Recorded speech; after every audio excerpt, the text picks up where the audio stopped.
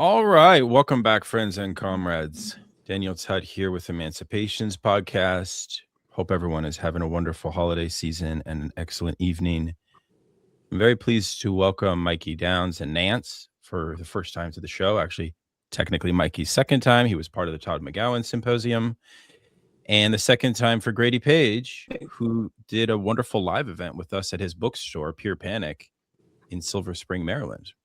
Good evening, gentlemen. How is everybody? Doing great. Doing good. Ready to talk. Fantastic. Yeah. Thank you. Accelerationism. So what has happened in the last few months seems, as I see it, is we've had a few very interesting dynamics happen in intellectual public sphere, concurrent to the second Donald Trump presidency, which has been a moment of politics which I think has exhibited probably the most influence from the quote-unquote neo-reactionary side of the Trump kind of spectrum of the Trump coalition, let's say. And I'm talking here particularly about Curtis Yarvin and Nick Land. And part of the reason I wanted to have this conversation is because one of the provocations that Emancipations is, I think, as a podcast is committed to, is asking the question, sort of, what supplementary philosophical systems from the tradition of irrationalism should we as Marxists and socialists adopt? How should we deal with quote unquote reactionary thought? That's been a long-standing interest of mine. I mean, the elephant in the room for me, of course, is Friedrich Nietzsche, who I think definitely comes out of a reactionary tradition. Losurdo says that amongst the reactionaries, Nietzsche is the greatest that they've ever produced. And amongst the philosophers, he's the greatest reactionary. So he lives in both worlds, right? You can't reduce Nietzsche just to some marginal reactionary thing, even though he has a foothold in reactionary thought. So part of what we wanted to do is bring Nance and Mikey on, and comrades will know that Grady is a huge sort of a meticulous reader of Nick Land, just like Nance and Mikey are. So part of this is I don't want to play the role of inquisitor, but maybe at times I will be, because I have been pretty clear in our first program, Grady, that I have a hard time with right-wing accelerationism. And of course, as you both articulated in your last episode on accelerationism, the introduction, Nick Land himself sort of thinks that all accelerationism is right-wing, or maybe cannot be coded right or left, right?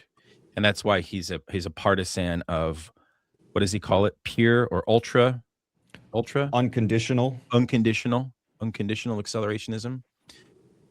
So here we are at this moment. It seems to me, and this is my first question, it seems to me that accelerationism had underwent some kind of death in terms of just books about it. We used to have things like the Accelerate Manifesto. We used to have fully automated luxury communism. We used to have like Srinisek and Williams, and this, the academic left-wing humanities academic apparatus was very charged up about accelerationism, mostly in Britain, but to some extent in the US.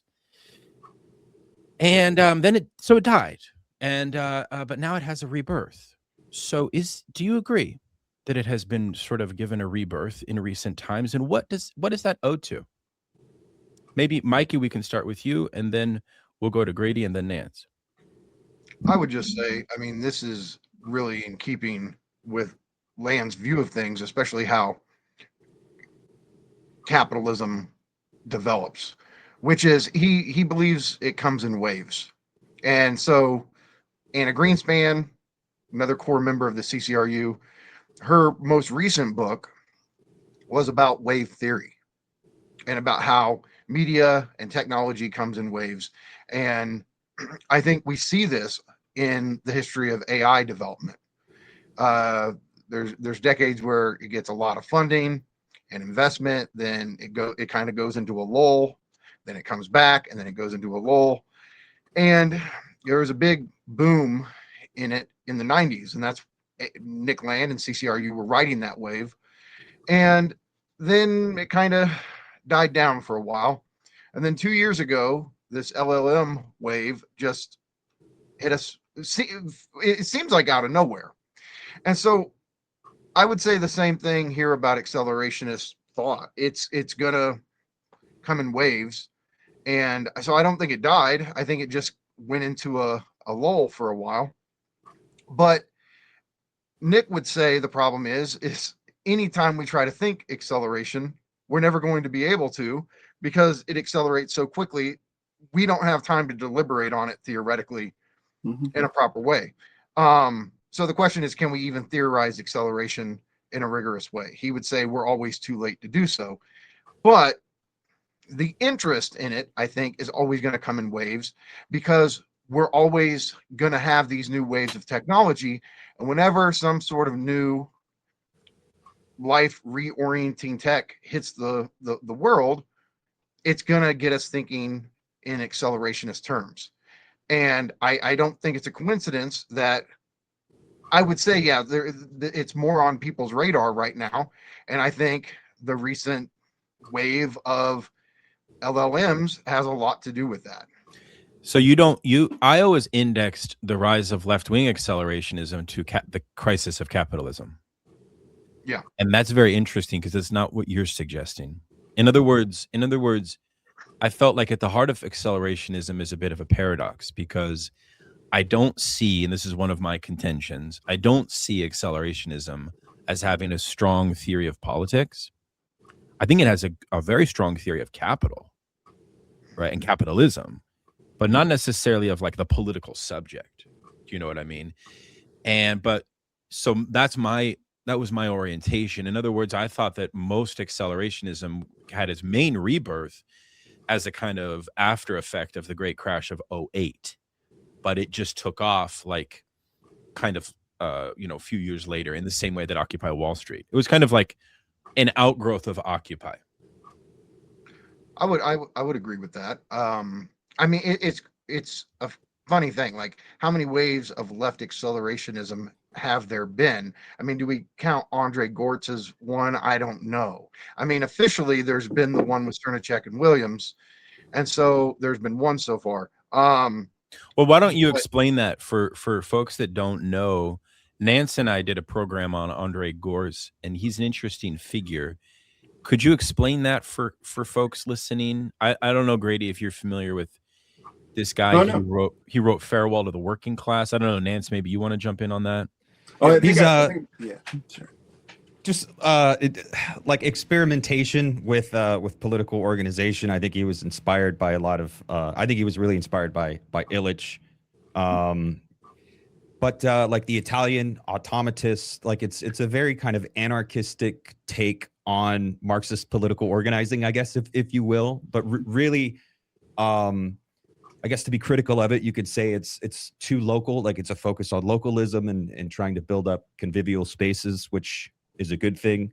But it's taking like the idea of direct action to this hyper-local form. But it's also really interesting because he is demanding what Keynes, promised us or whatever. He's saying we know that capital can do this. Why hasn't that been realized? And so I think Andre Gorz and the Italian automatists and a lot of anarchists thought outside the box of political organizing. And yeah, I think it is accelerationist in a sense, or left accelerationist. It's definitely a progressive left-wing case for UBI, for a kind of not necessarily for the traditional socialist argument that we have to kind of coordinate a large-scale working class revolution in the mode of production. It's still accepting the basic structure of the existing capitalist mode of production. So there's a kind of, again, and that was one of the things in our debate from a few years ago when we talked about Gortz that I was, because it's spelled out in the title of the book, Farewell to the Working Class. So I don't want to get into that whole debate because it makes me a little hot under the collar. But maybe you've changed your mind on that book, Nance. I don't know. Are you still a big champion of it? I think no, I think the ideas are important. And I don't take it prescriptively. I don't think I ever took it prescriptively. But I think the ideas, the demands are important, and I think we should absolutely we should demand the impossible. And by that, I think it's just because we haven't said it. He's anti-work. He's trying to reduce work as much as we possibly can, and that's precisely. I mean, Cernacek and Williams inventing the future, demand full automation. So there's a connection there. But for them, they're much more. They're going to champion a hierarchical form of politics, an institutional form of politics, and so for them, folk politics, at its core, is, even though they talk about it in terms of horizontalism, they're kind of alluding to Deleuze-Guattarian rhizomatics. They think that's not going to be enough to overthrow global capital. It is going to take some sort of institutional force that's hierarchical, has it's a plurality of institutions, and it's not going to be direct action or folk politics for them. And so that's, I think, a difference between them and Gortz, at least on some level.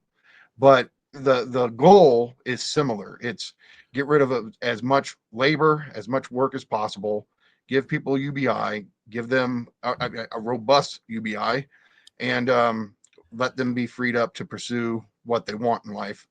And so there's similarities there. So all I was saying is maybe we can count that as some proto-accelerationist wave, but just to be clear, I think the only one that we can officially count as one is that first one post Occupy Wall Street with Cernacek and Williams and Fisher and the rest of the gang.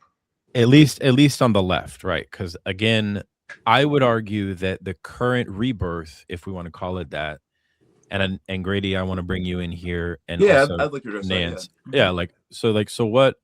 So what's up with that? Like, what do you see as the rebirth? I think this is where we can start to talk about the differences with Land and Yarvin, even where, the Dark Enlightenment phase, obviously, and up to now, which I guess he's calling the post NRX phase we're in now. But I think that accelerationism, as Mikey was pointing why out, are we post NRX? Why are we post NRX? Well, let me get to that. Let me get to that. Okay. Give me a second. But what Mikey was pointing out, in that inability to think the present, what we're calling accelerationist thought is Nietzschean in that it is untimely, in that it is a thinking of the future. It's a thinking for the future. And I think that Land is coming in and out of phase with our time, and his relevance. Some of his relevance is his past work speaking to us now. Some of his present work is speaking to someone who's going to, will be dead before they're born. But Yarvin, on the other hand, is the philosopher or the theorist of our time.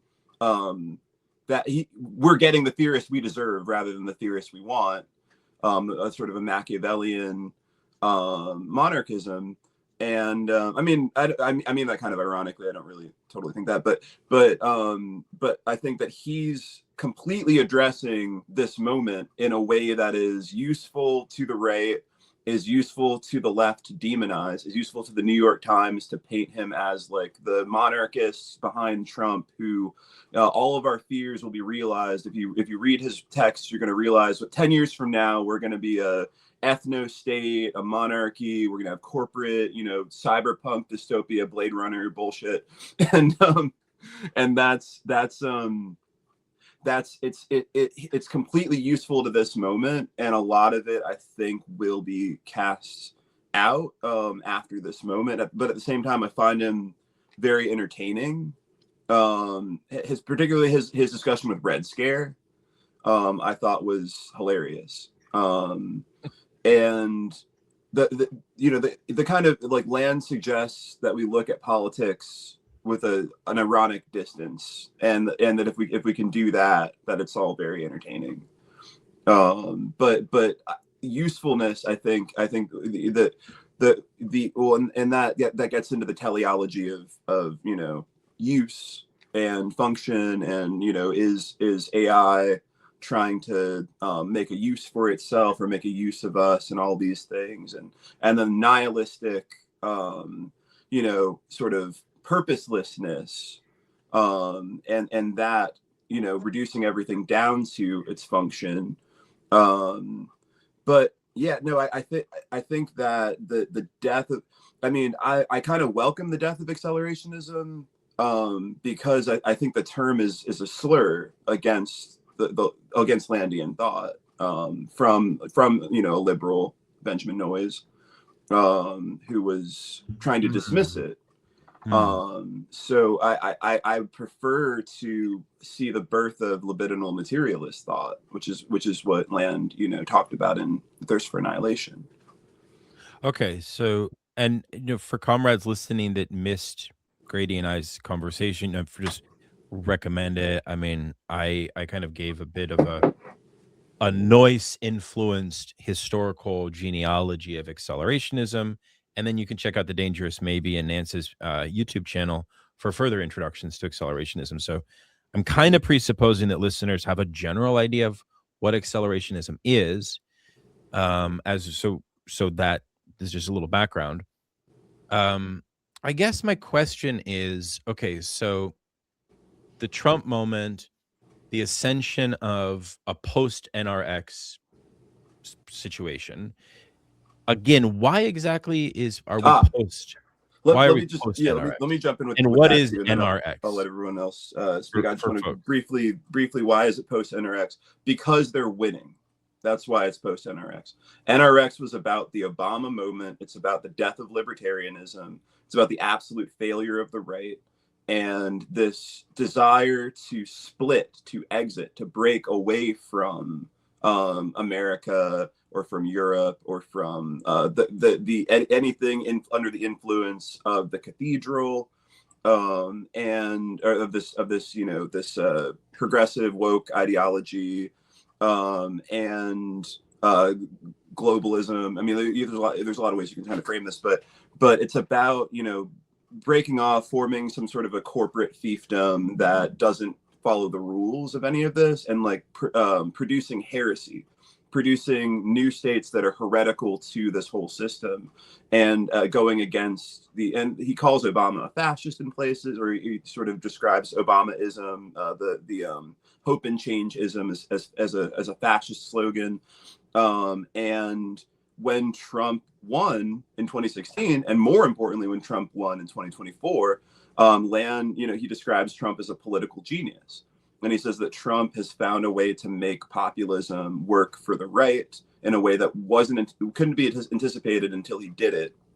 And now he's saying it's absolutely necessary for the right to maintain this coalition of the the theonomists, the church, the white, ethno whatever racists, and tech, and that these three are all always opposed to each other, but united in their opposition to the left. And he says that it's absolutely necessary that coalition not be broken down by the likes of Nick Fuentes or anyone like that, the Groypers, the ultra-rightists, the anti-Semites, anything like that, poses a threat to this future. And yeah, so that the victory of Trump, I think, ended neo-reaction as we knew it. That may point to the fact that accelerationism has had a rebirth, but then at the same time, perhaps that rebirth actually reveals something that is also coming to a kind of conclusion, or coming to an end, or something like that.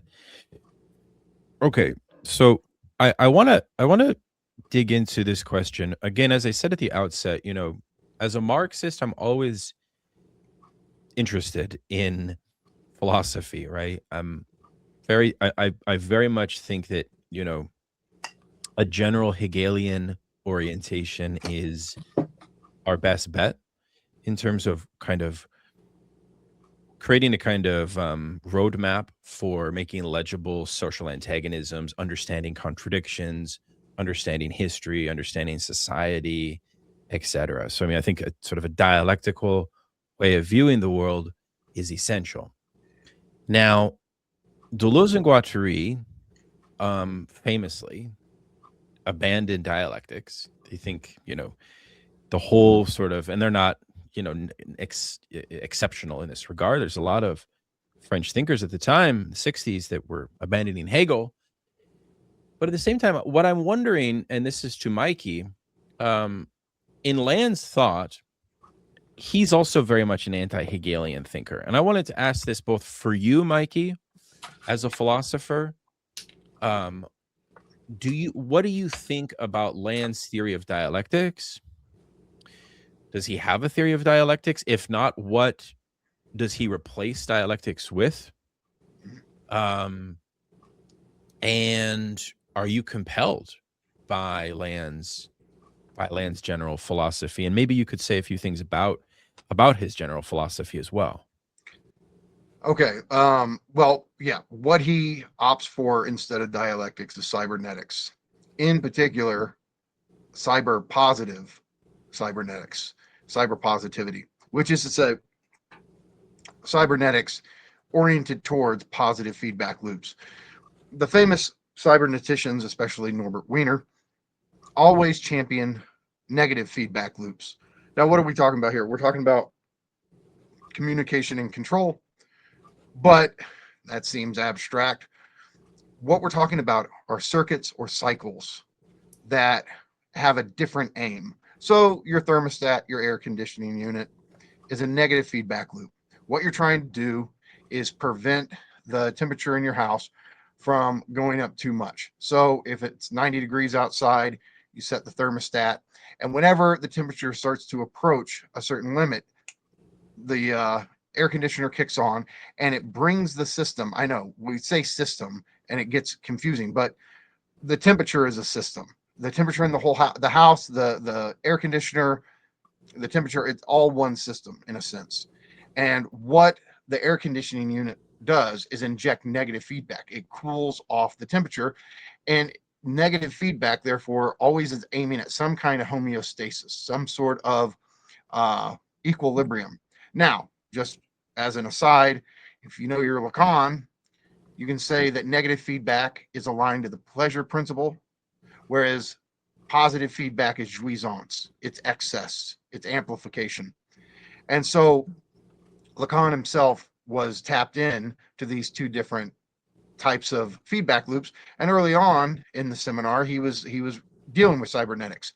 So, but for Land is going to champion acceleration, which you're going to get from cyber positivity, from amplification, from buildup, and build up to the point that a threshold is crossed. So this type of buildup for him is at the heart of capitalism, because MCM prime, Marx's formula for capital, is a cyber positive feedback loop. Because what capital does, you take a certain amount of money, you invest that in commodity production. Once the commodity is produced and sold, you end up with more value, more profit. And so there's amplification built into this circuit. And so he sees a positive feedback loop as the anchoring of capitalist society. And then other ones sprout off from that, tech development, etc. So for him, what he sees these positive feedback loops, or feedback loops in general, they're not necessarily human loops. They're machinic loops, they're computational loops. And his concept of dialectics is always going to have to deal with humans struggling for political freedom. And that's just something he doesn't care about. In his famous interview with Justin Murphy, Land said, I don't mind this language of emancipation as long as we're not talking about the emancipation of humans or particular groups of humans. I'm all for emancipation so long as it's the emancipation of the means of production, which is to say technology. So that's what he's championing the emancipation of, not us. We're on the way out in one way, shape, or another. And so that's why he doesn't have any faith in dialectics, is he thinks trying to deal with these inherent contradictions. I mean, capitalism has been based on these inherent contradictions. David Harvey wrote a great book on it. Marx was the one who laid this out. But there's this famous line: "Nothing has ever died from contradiction." And people like Land, critics of this view, could say, okay, when are these contradictions actually going to bring it down? What you find instead are just waves of cyber positive acceleration. And so that's why he sides with that. He views dialectics primarily as the struggle of human freedom, the struggle with social antagonisms for greater human emancipation. And that's just not what he's about. He's on the side of the machine, of the techno future.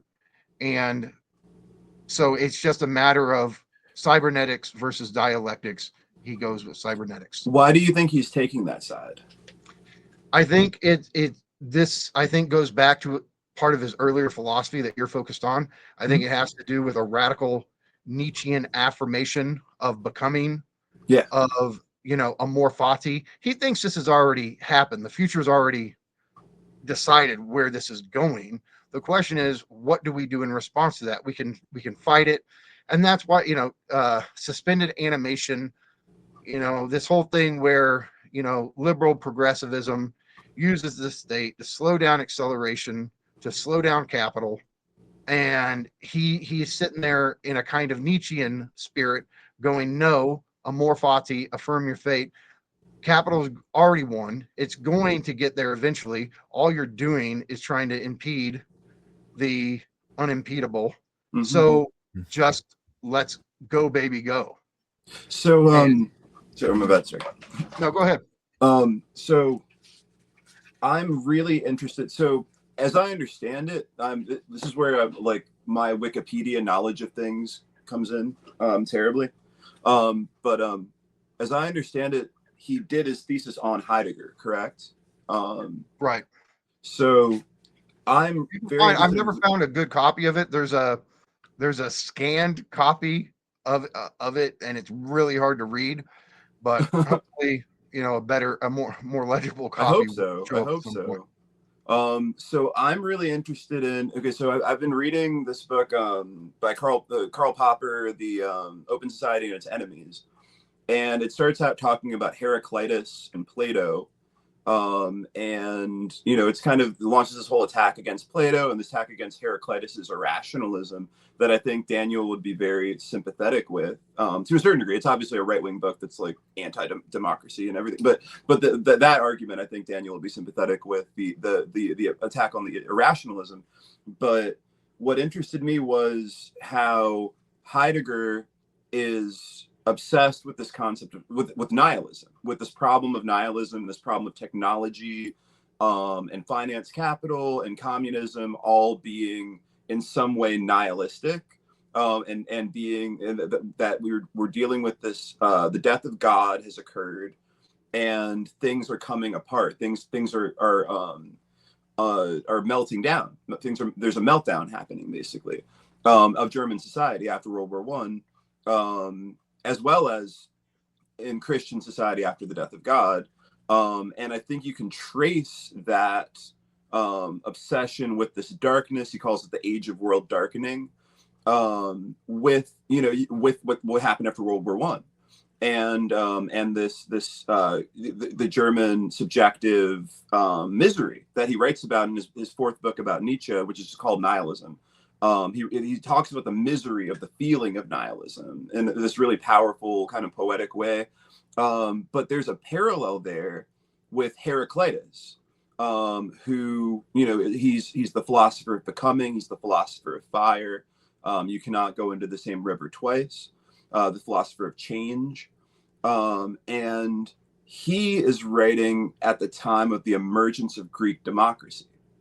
And in that time, he's an aristocrat who's refused his title to be this philosopher, but he's still railing against democracy and railing against the many and the masses, and like emphatically stating the need to preserve the the old ways, but as the old ways are melting down, he recognizes the dissolution, and that's when he comes up with this philosophy of becoming. I mean, like this is a very like, this is a translated reading from like 20 pages of text that we have of Heraclitus. It's all gone basically, but he's basically, and this is Karl Popper's reading as well, that he basically is coming up with this philosophy of becoming because everything is melting away. And I think Heidegger develops this obsession with nihilism because he watches everything melting away in Germany. And Land's destructive thinking, I think, is following this nihilism in Heidegger all the way and fully opposing Heidegger by affirming nihilism and in the thirst for annihilation. And so my project is primarily about this idea of fascism as meaning making.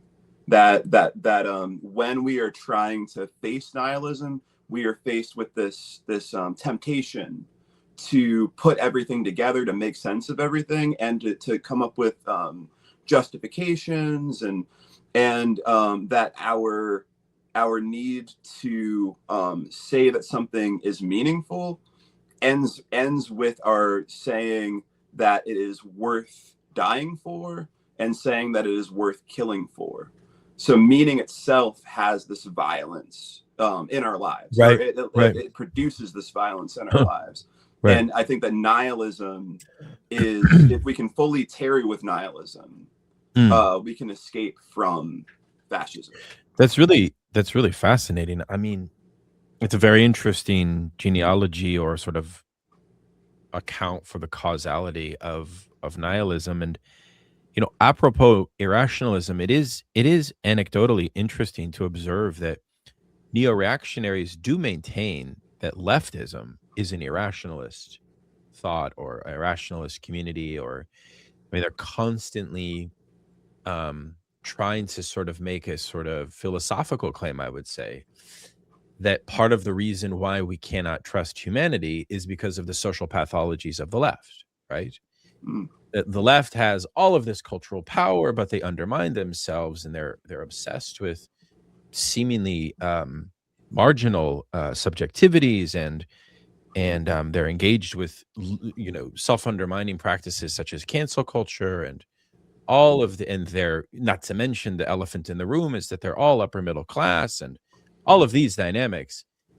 And it's interesting because, as Mikey says, like, yeah, Land doesn't care about dialectics from a human-centered point of view, but he does want to keep the right, as Grady said, together enough to push the technological AI singularity far enough along. So he does need a theory of politics, don't you think? And he didn't have one in the 90s. The CCRU, I mean, their politics was just a kind of radicalized, nihilistic in their sense of the term, Deleuze-Guattarian, just like deterritorialize, decode as much as possible. Somewhere around the early 2000s, after he ends up in Shanghai, he kind of realizes, like, yeah, that's not an actually effective form of politics. And so, look, I'll just give you a long story short, the way I interpret it. I think everything that he does, whether it's, adopting Mulbug's political theory, I think all of it ultimately is just his way of trying to serve the acceleration of capital. Like regardless of what else is going on, that's it. He's trying to find the best way to unleash capital. And so I just want to say to Grady, like, so for Land, he just straight up identifies nihilism and capitalism. Right. Yeah. That's totally a full-on. Wait. Let's be a little more precise.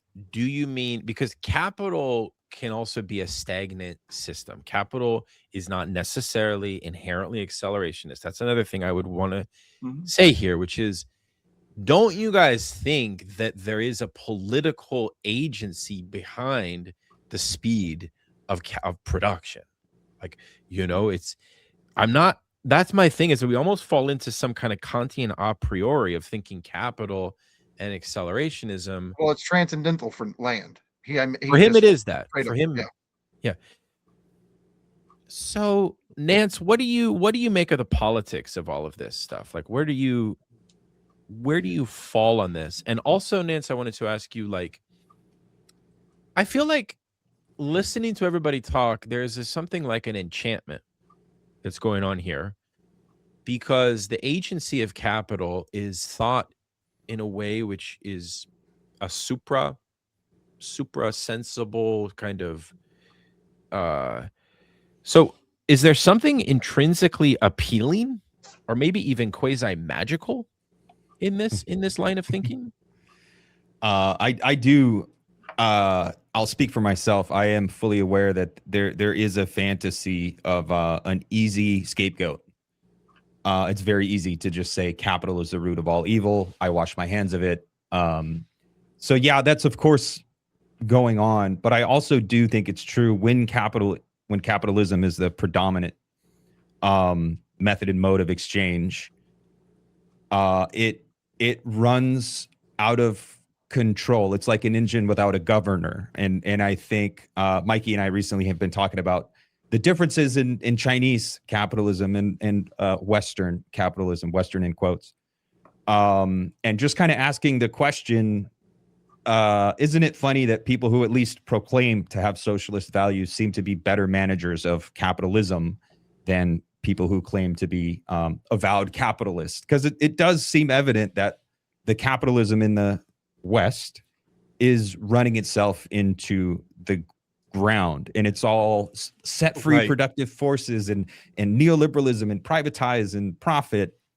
Right. I mean, that's a good point, Nance. And I also feel like, in a way, what's interesting, right, from a Nietzschean point of view, is that for Nietzsche, even though he does have this anti-humanist position in general, and why I call him the godfather of accelerationism, you got to realize also, for Nietzsche, politics also needs to adhere to the pathos of distance. In other words, and Nietzsche even says this, what's my utopia? My utopia is a society in which pathos of distance is well established. And what is pathos of distance but a society which would recognize rank order, would be capable of creating a society in which winners and losers are imminently identifiable. And now you do it with IQ tests. But wait a second. But now Yarvin and Land tell us all the time that the whole world is upside down, because the left, in their maniacal, psychotic, egalitarian ideology, has created a world where those on top should be on bottom. And so we need to, so you see, that's a different aim. That's a different telos for their that's a political point. That doesn't necessarily have to do with this mystical set capital free to be capital. That has to do with class, actually. That has to do with reorganizing the class dynamic. Don't you guys think? Well, I think sorry. Just as, like, on the left, it's very convenient and very easy to say capital is the root of all evil, and that kind of serves as a justification. And I think a lot of people confuse personality and identity with politics. I think the same thing happens on the right. I think Moldbug is, I think it's important to separate Land and Moldbug, because I do think Land has a lot more going on at the very least, and we don't have to say exactly what it is, but I think Moldbug is not the sharpest crayon in the box.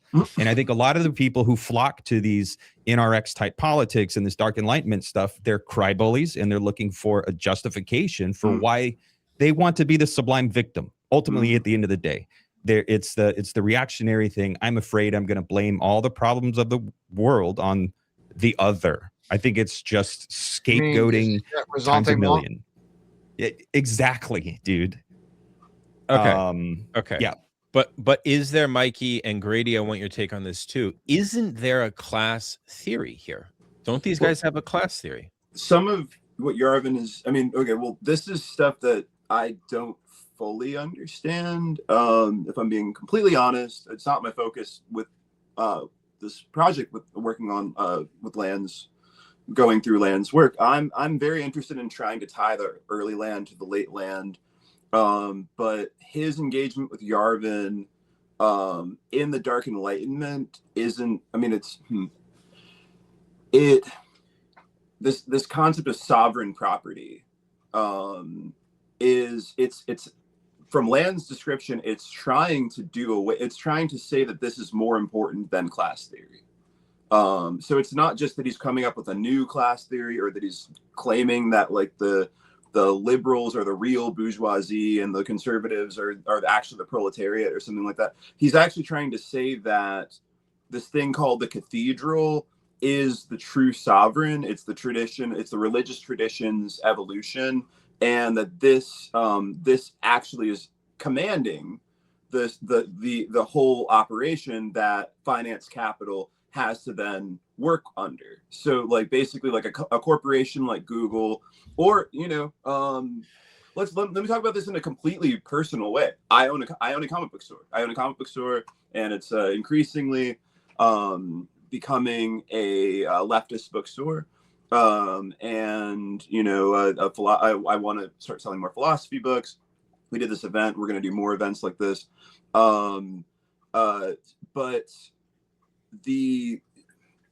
I guess what if I were to apply this theory to myself, it's like, well, at the end of the day, I still have to appeal to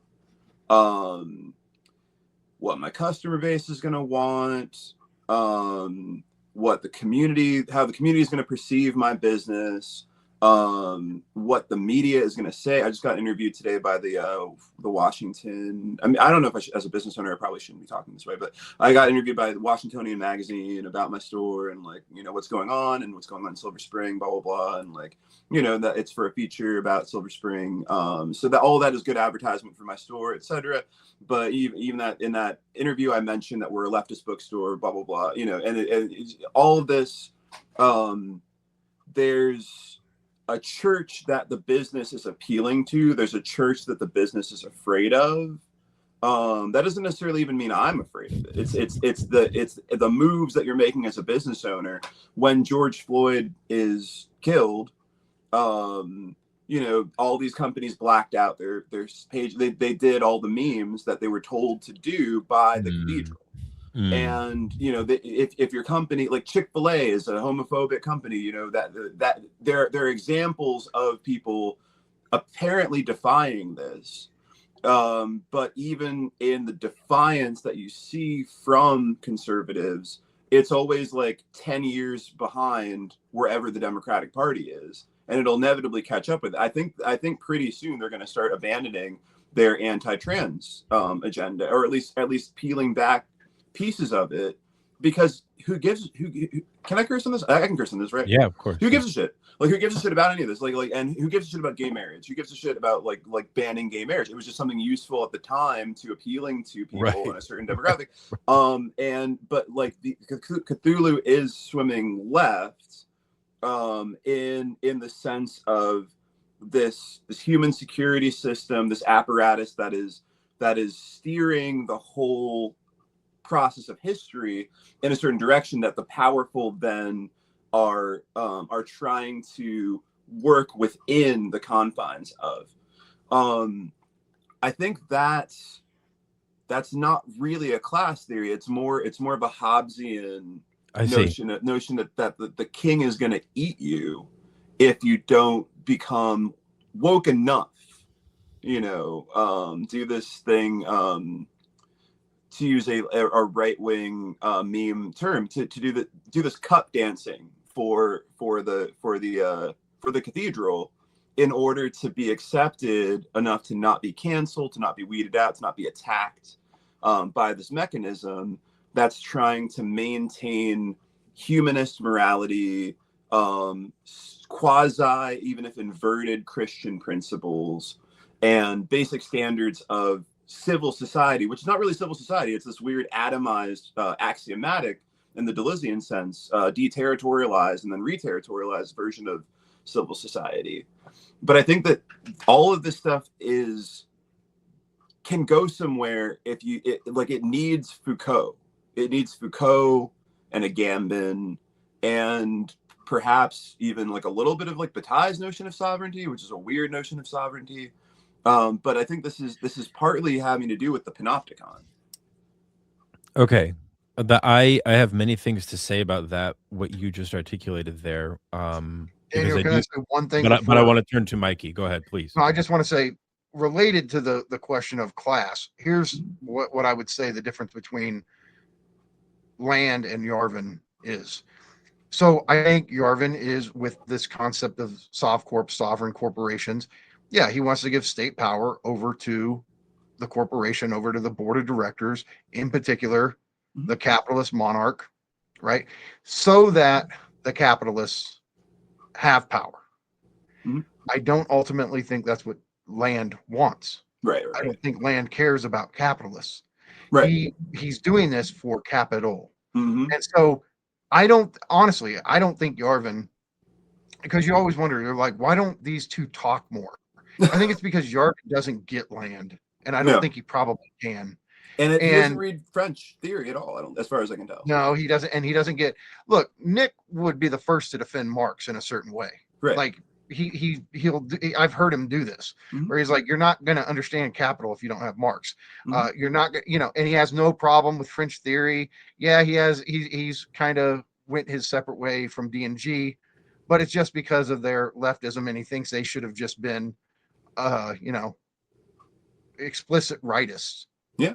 And they just couldn't own up to what their philosophy really should have directed them to be. But I just want to say, I don't think Land cares about class, because I don't think he cares about humans in this large scale. Like, what's the ultimate aim? Right. He cares about capital unleashing itself into its full potential, which is going to be artificial super intelligence.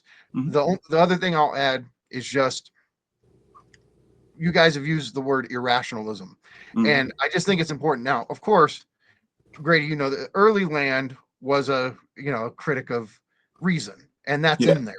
Yeah. I don't know if Land now, like, there's certain things he's not going to do now. I don't know if he's going to sit there and critique reason the way he used to, but it's important to know, even if he is anti-reason to this day, he's not anti-intelligence. And I think that's important. What he wants capital to unleash is intelligence.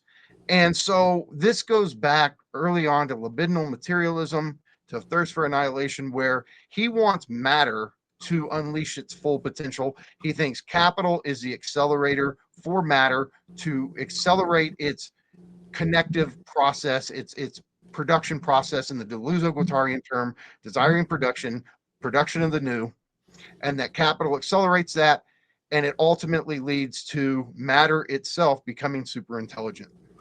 Yeah. And so I just want, Daniel, you were talking about like Land's philosophy in general. I think that's the overarching logic of it. So, and I mean, Nance, you've thought more about this dimension of intelligence in Land's work than anybody. So you'd be the one to say something there. Yeah, Nance, why don't you jump in on that, and then I have a question of clarification. But first, elaborate a bit on what Mikey said, please. So yeah, I mean, with Land going back to Thirst for Annihilation, where he's kind of I don't know, singing a dirge for the miserable condition that it is to be a human, because there's no meaning. And he stumbles upon or finds himself, he settles on an ontological justification for all of this being stochastic arrangements of matter that can persist. He's really concerned with entropy, and it's pointless to be a human because entropy wins in the end. Nevertheless, there are arrangements of matter that will persist, and they are resilient, and they will be there. So he sees these productive processes in nature, in the cosmos, and he sees that as intelligence. And what we do as humans is a kind of a poor imitation of that, or a delusion of that. So ultimately, Land is concerned with the setting free of intelligence being that which will resist entropy, ultimately. That's helpful, yes. And I know that Grady has helped me understand that the theory of games is essential to, and game theory is essential, the bedrock of his wider conception of intelligence as well. Yeah. As a sort of baseline metric for how we define aptitudes, the capacity for playing games is essential there. And I mean, to be quite frank and honest with you all, I have the view, and I, have followed both of your work for quite a while, Mike and Nance.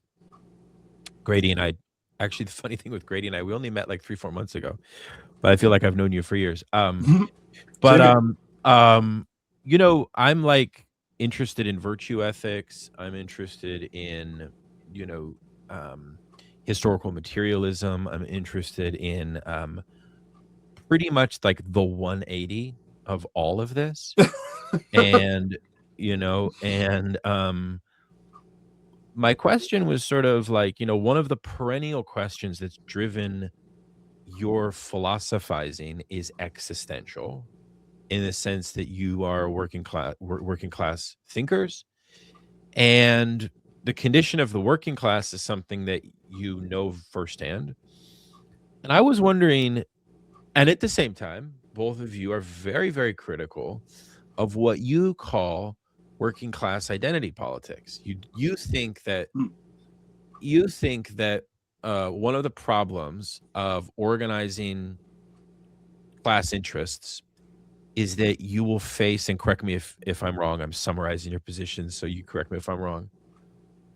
I've just heard you guys talk about this a lot, right? You think that perhaps you'll have like a boomerang effect, where effectively the working class would become a new, I don't know, like repetition of everything that's wrong with the progressive left. And then we would get mired in some petty parochial identity project, and that wouldn't be liberatory. So from a class perspective, speaking existentially for yourself for a moment, can you explain why accelerationism appeals to you?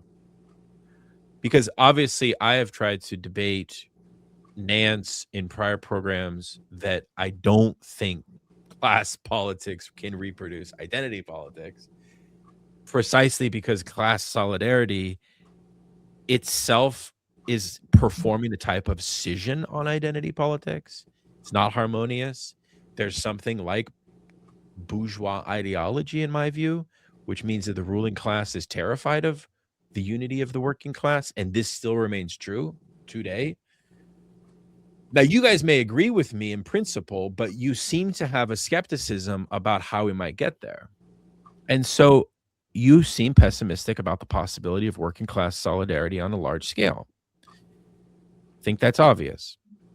Is accelerationism a way for you to reflect on that failure of class politics? Let's start with Mikey.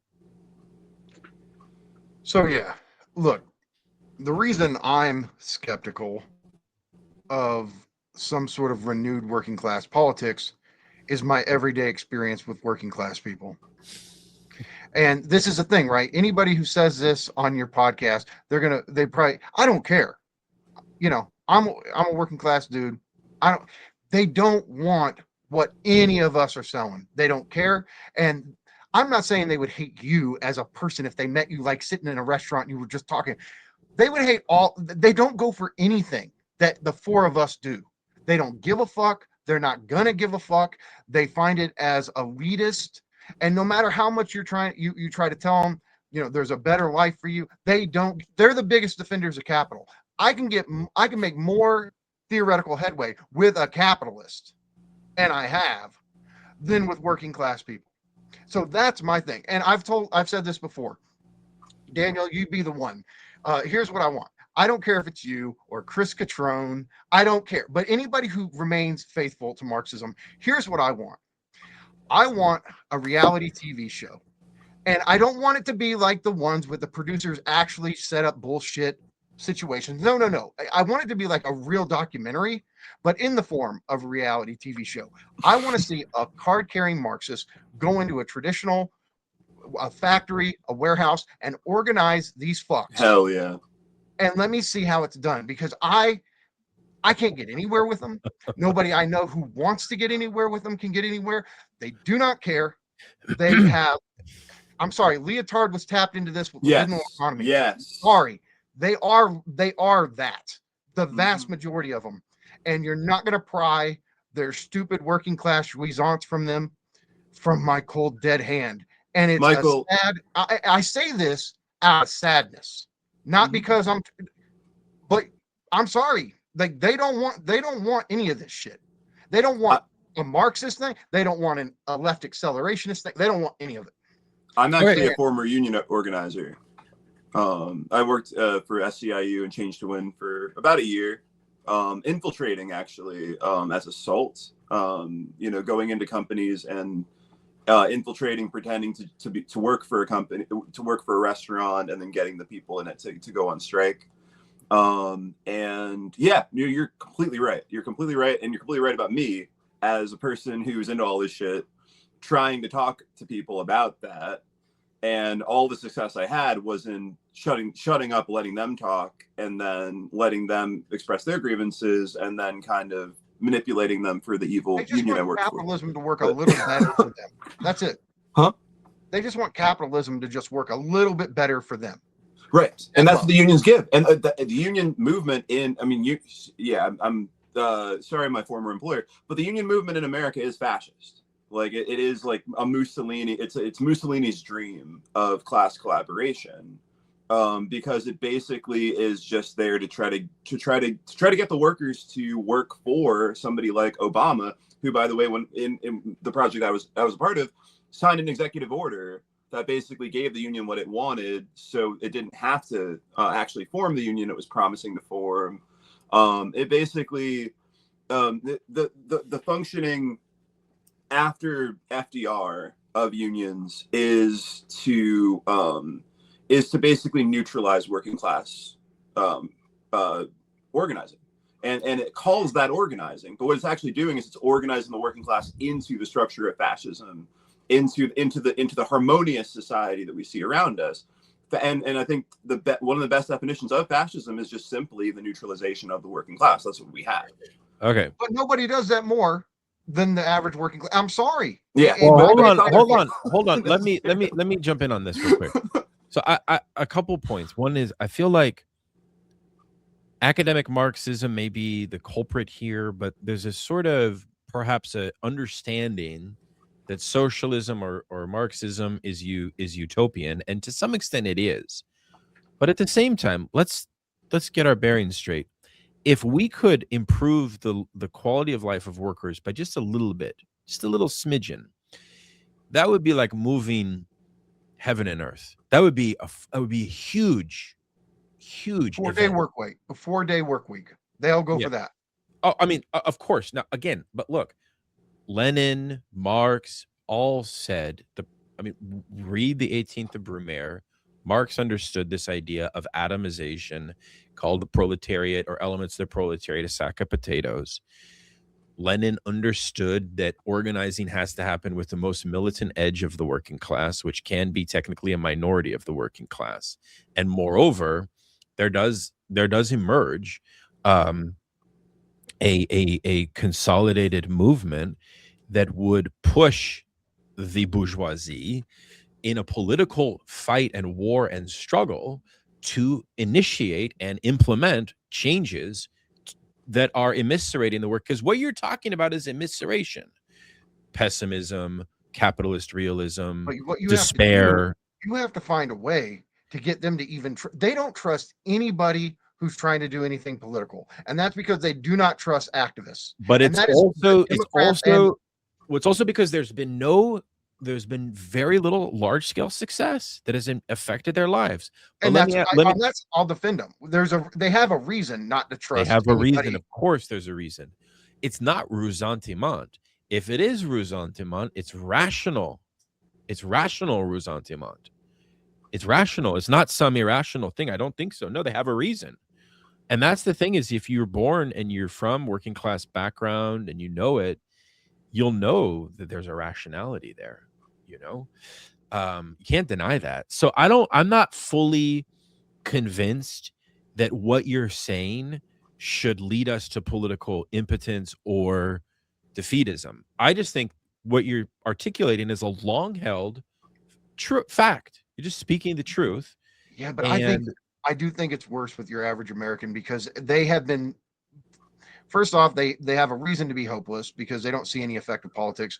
You have the rugged individualism, you have the Protestant work ethic, you have all of this ideological shit being beamed at them. You have consumerism, which that's what they want to do. They just want to go home and binge Netflix and watch Stranger Things. And who can fucking blame them when they've got nothing else in their life? They can't pursue any passion.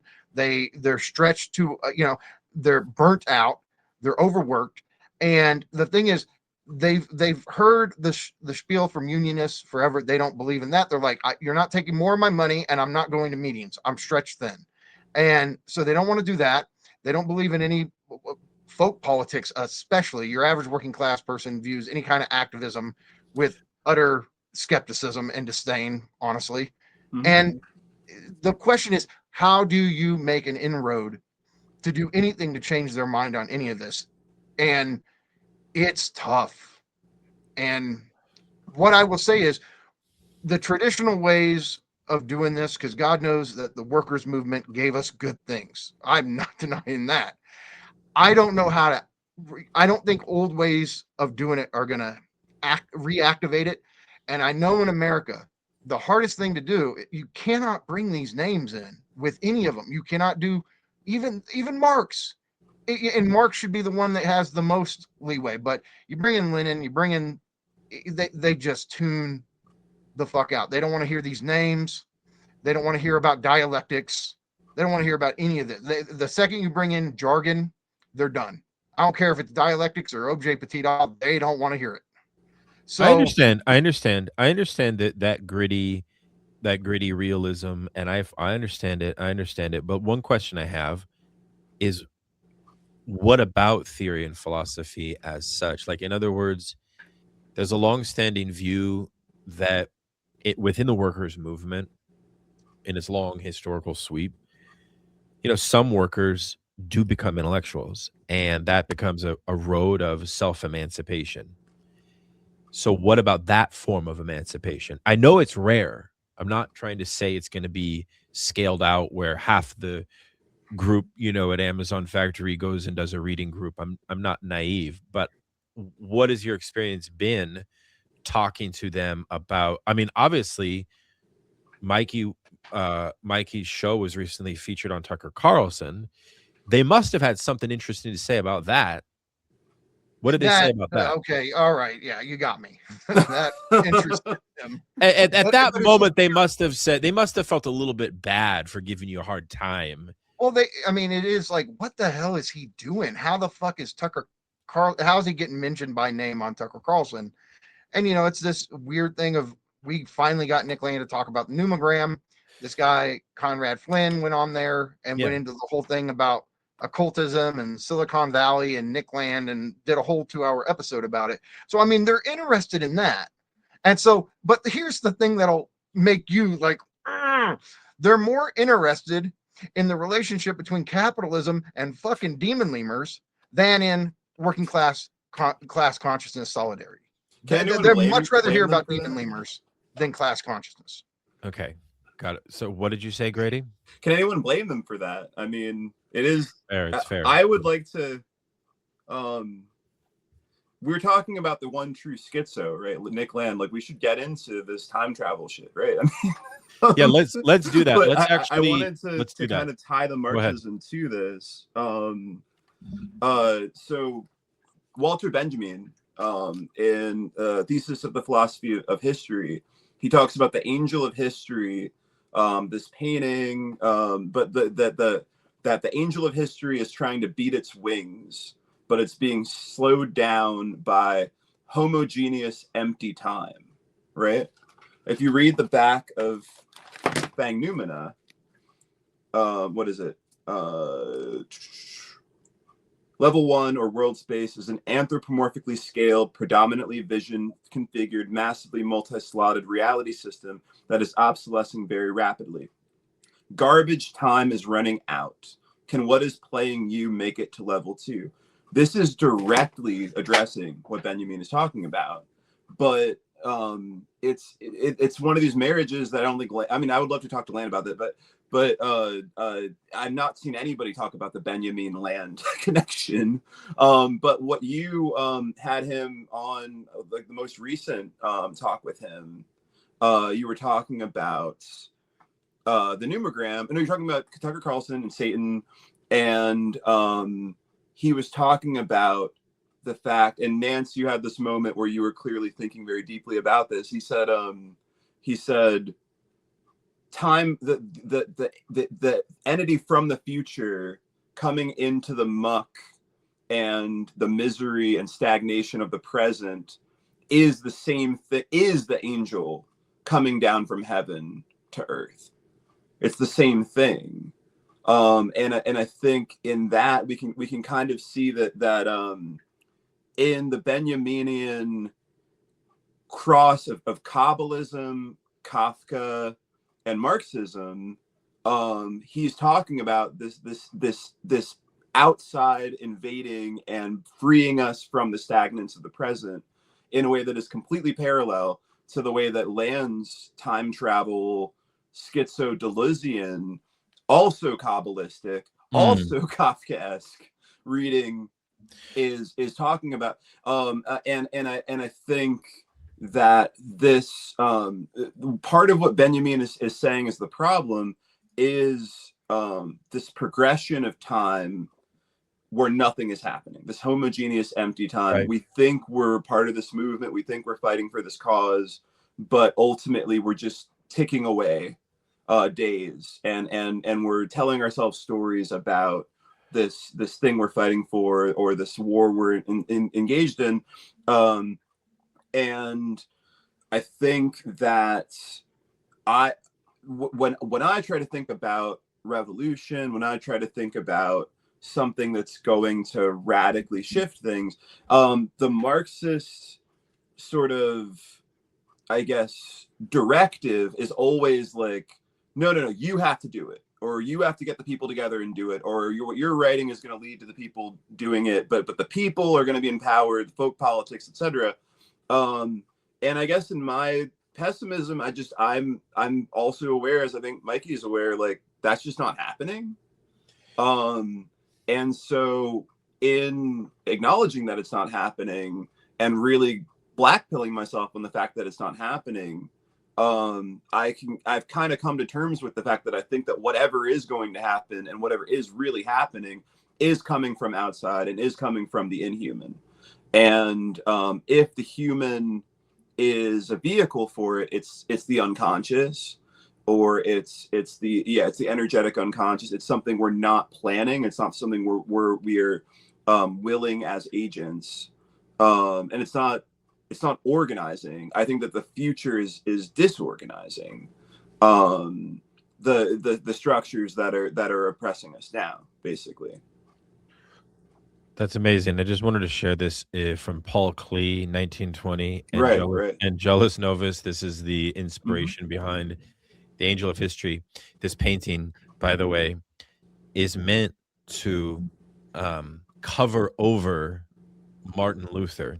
And that was discovered that Martin Luther was actually behind the depiction here. And the other interesting tidbit about this painting, I don't know if you all knew this, but the original of it was held in Walter Benjamin's home. Then he gave it to Adorno and Adorno's wife, and they had it in their living room.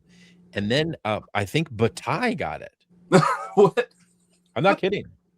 That's and awesome. So it becomes this strange 20th century, almost like the 20th century numogram. It's like a very interesting, right? Please tell me that Land has that hanging in his Shanghai Right.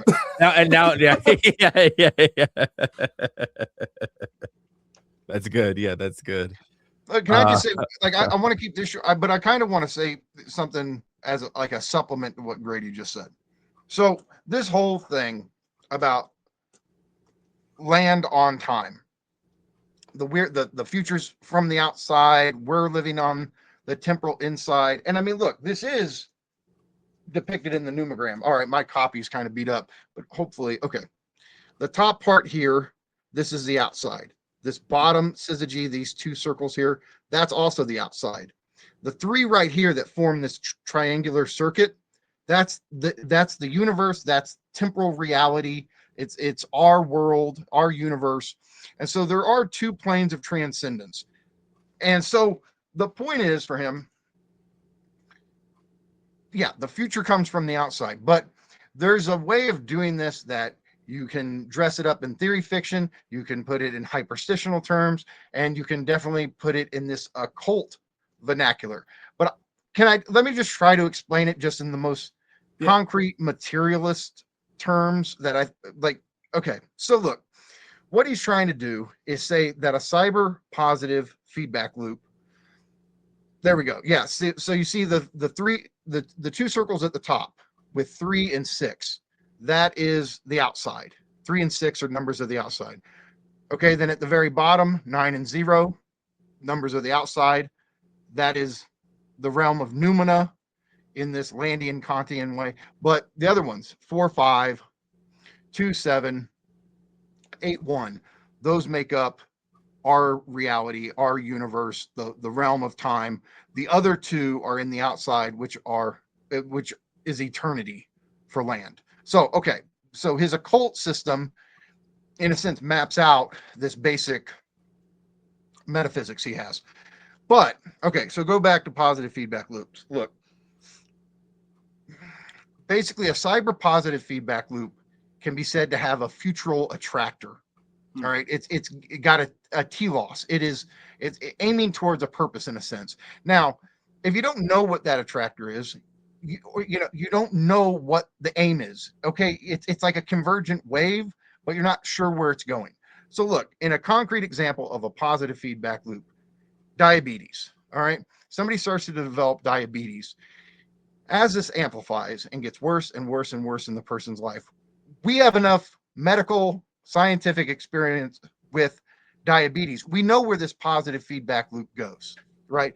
If left unchecked, if you don't get insulin and the negative feedback is synthetically injected into the body, this cyber positive feedback loop is going to kill you, right? Okay. So here's the sense. The terminus of diabetes, you can say, is death in specific ways. That's the attractor. The moment somebody is on this trajectory of developing and if left unchecked, dying of diabetes, the future is already there. That's the tentacle of the future. Once this circuit has already occurred, right? So once MCM prime, it's in the very beginning of Meltdown. The story goes like this: the Earth is captured by a techno-capital singularity as Renaissance rationalization and oceanic navigation lock into commoditization takeoff. The very, very beginning of capitalism, Robo-Cthulhu, as we call them, the superintelligence, is there at the very beginning because capital is a cyber positive feedback loop that over these decades and these centuries, the terminus, the futural attractor, is artificial superintelligence. And so that's what he means by these time anomalies. It's just the logic of cyber positive feedback loops. Now, if we had scientific, data to go off of like everywhere capitalism has ever shown up in the universe, it ends in artificial superintelligence. That would be like how we know where diabetes go. The point is we're living in this grand scale cyber positive feedback loop, and we don't have the data to go off of where it goes. But what Land was doing with Hyperstition was trafficking with the future. He's engaging in theories and fictions that tease out the trajectory of this positive feedback loop, even though you don't have the actual evidence to go off of. But this is what he means by like a tentacle from the future. It's just a positive feedback loop amping up towards its templexity, its telos, its final cause, however you want to talk about it, but its ultimate aim. So that's a way of describing it that isn't, you don't have to bring in demon lemurs to say it. Right. So in other words, if I could kind of put it in my own, as I understand it, in a sense, Hyperstition is not some willful sort of concoction where we try to infect the existing culture with some idea that will sort of catch on like wildfire or something like that, because its premise regarding time is that time is in a loop where the future has already happened.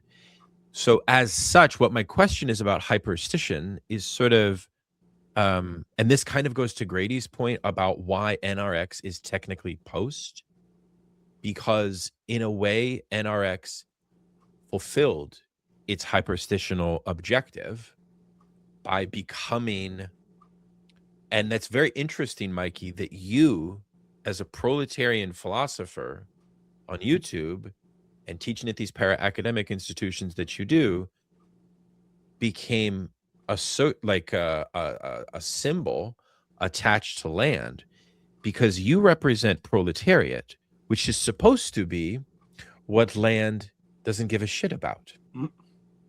So you're sort of an anomaly here in the what about the weird thing that his blurb for my book is militant proletarian snake handling over abysses never gets much wilder than this. Yes. It's almost like he couldn't have given me a better.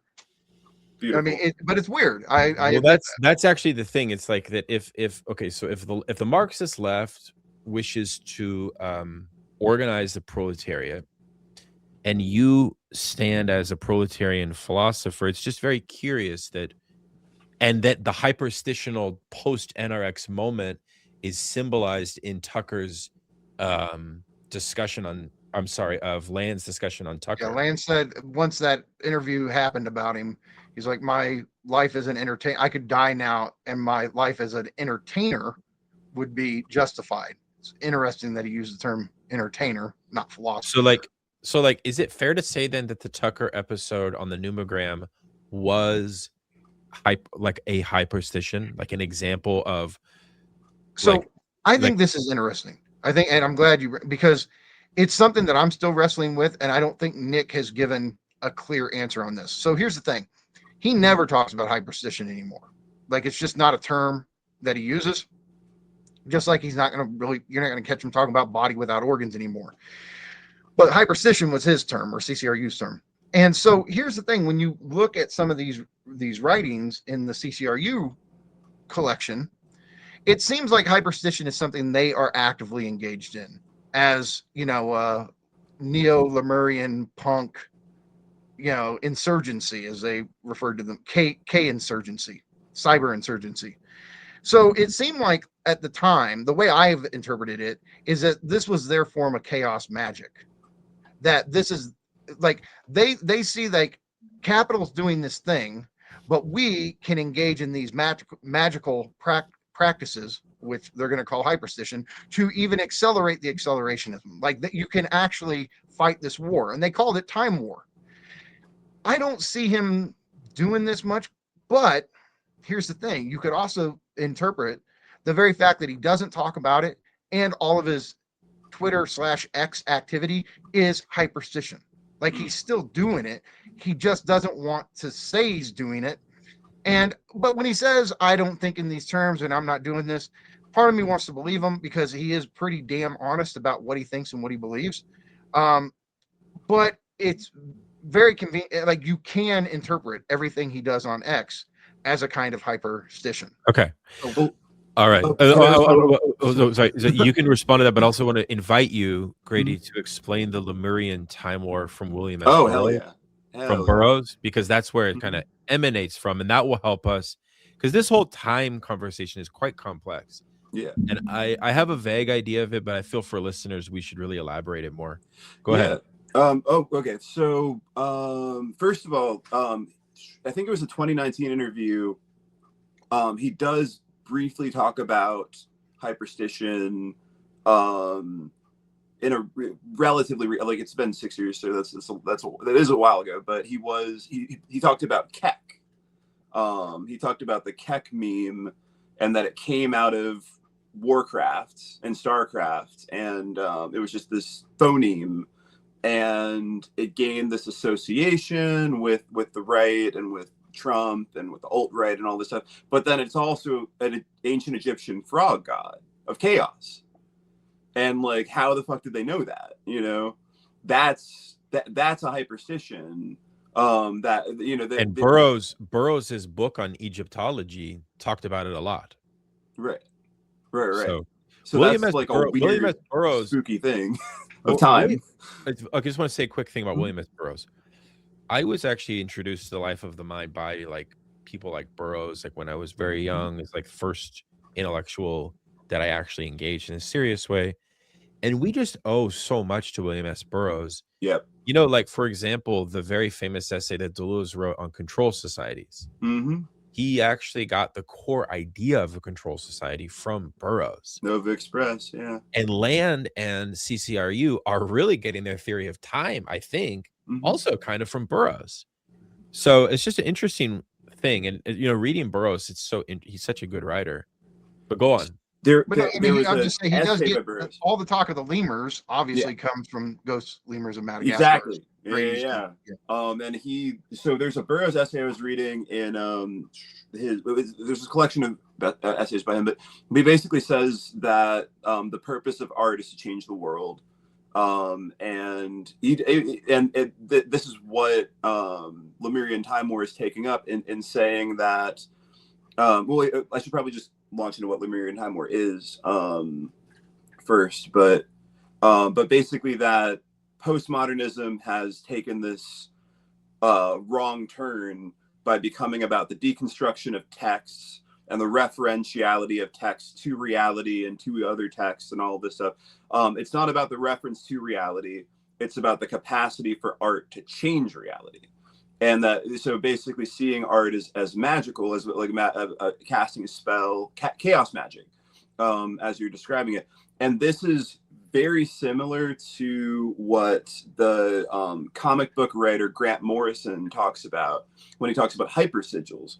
He talks about his Batman run, his Superman run, which, by the way, the newest Superman movie is completely lifting everything from aesthetically and kind of ideologically too, with this whole like happiness of like the cool kind of like dorky Superman. It's punk to be nice. That was one of the memes that came out of the new Superman movie. And that's totally in Grant Morrison's Absolute Superman run, where he's saying that Superman is a sun god. He's supposed to be happy. We should imagine Superman happy, not as this like brooding, because it was in the 90s when all this like, you know, darkness was happening with Superman. He died and everything. It was early 2000s. But basically, what Grant Morrison is doing with his hypersigils is he's taking a concept and forming a whole story around that concept and trying to invade reality with that story. And he happens to have now made it to the point where he's like a millionaire comic book writer who has a huge, like he just put out the Deadpool Batman one-shot issue. It was like one of the biggest comics of the whole year. So he's doing like what we would probably describe as Hyperstition on this like financially very high level. Yeah. And in terms of media influence, very high. But I think that he's very influenced by Crowley. Land is very influenced by Crowley. I would say that like Grant Morrison is kind of like a happier, more sunny Nick Land in some ways. The Lemurian Time War is about a secret agent named K, who is sent by the board, a conspiracy that is involved in the regulation and control of time. And linear time, trying to preserve linear time against the threat of spiral time, which is an invasion from the future, also the potential for an invasion from the distant past into the present. And the board has identified Burroughs as someone who is psychically experiencing time travel effects, and they're trying to neutralize him. And over the course of that theory fictional story, they eventually do neutralize him with heroin. They just get him to just get addicted enough that he will no longer be useful to the ghost lemurs of Madagascar, who are these entities outside of time, who are able to step outside of time, who are just close enough to human, close enough to being, you know, just regular primates. But when you're not looking, they're actually stepping out of phase with our reality, or with our temporality. But the important concept for me in Lemurian Time War is the one God universe. The one God universe is very similar to the concept in Philip K. Dick's Valis of the Black Iron Prison. It's also, both of them are very similar to the Gnostic Demiurge. This idea of this ultimate blind God that rules our reality. But what's interesting about Burroughs' formulation of one God universe that the CCRU is taking up is that first of all, calling it one God universe, he's implying that there's like that like the belief in the universe being a one God universe is shaping the universe into like it's not like there's this potential for the polytheistic magical universe that's always being repressed by the one God universe paradigm. And there are all these other gods that are fighting against each other behind the scenes, but that whole battle and their influence and their power is all being hidden by this singular temporality. And I think this is one of the best ways you could possibly talk about what Deleuze is saying when he's talking about deterritorialization, reterritorialization, the geology of morals, what Deleuze and Guattari called the judgments of God. That's one of the most powerful images, I think, in A Thousand Plateaus, the judgments of God hanging over you. This whole process that he's talking about, this deterritorialization process he's talking about, is freeing us from a paradigm that's reining us in. So if we start thinking about it that way, I think that you start to see the appeal, Daniel, of accelerationism or of Landian thought is like all these things, inhumanism, dehumanization, alienation. We've negatively associated all these things because they're breaking away from our agency, our beautiful human agency that we love so much. But what if the human agency is actually a Freudian, or I don't know, maybe post-Freudian, egotistical repression of our real potential, of our energetic unconscious? And our energetic unconscious is actually everything beautiful about being a human is being hidden by humanism, by the human security system, by the one God universe. And all of our so in that same interview I was talking about, which I think is titled on YouTube, I would only assert fragmentation or something like that, basically saying like I am for fragmentation, something like that. I know you're talking about the But interview with Land. but Yeah, he says when asked, that you always seem like you're siding with the forces that would annihilate you. You're siding with the forces of the Terminator, of the machine that's going to kill you. And he says, oh no, it's not going to kill us. It's that we'll get to a certain point in the future where we'll realize that what we think we are never actually existed. Okay. And he makes a reference to R. Scott Baker, who's this really great science fiction writer. Who wrote the series of kind of like Dune mixed with Game of Thrones, but it's this kind of like totally inhumanism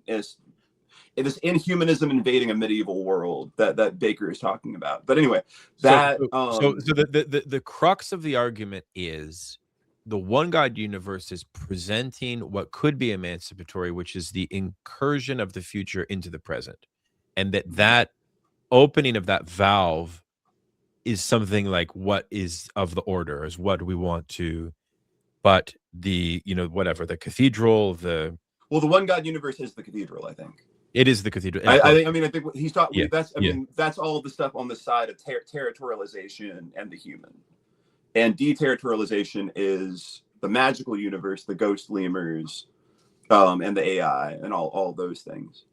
Okay, Daniel, can I just connect jump a couple in, dots? jump in. A couple dots. Yeah. Mm-hmm. Okay, so look, for Land or CCRU, the bad guys, so to speak, are the architectonic order of the eschaton, right. The AOC, right? It is the apparatus of capture, okay, but with a magical occult twist. So the occult traditions that the famous occult traditions going up to Crowley and all these guys, they would be part of it for Land or CCRU. They are engaged, which that whole thing also referred to as Atlantis. Mm-hmm. Back in the 90s, CCRU, they're going to champion Lemuria, which is a dark punk rock alternate form of magic. So nomadic war machine, right? So this is like an occult way of reconceptualizing some of these core Deleuze-Guattarian concepts from A Thousand Plateaus and given them a hyperstitional magical mythos, but ultimately, and I don't think he would deny this, CCRU at that point steeped in D&G, and all of this is an occult reworking of A Thousand Plateaus. Now, they don't like A Thousand Plateaus as much as Anti-Oedipus. Why? Because and Nick would, I think, still say this, for him, fascism champions the state and it champions identity. Okay? Capitalism, according to D&G and him, deterritorializes, decodes identity, and destroys the state.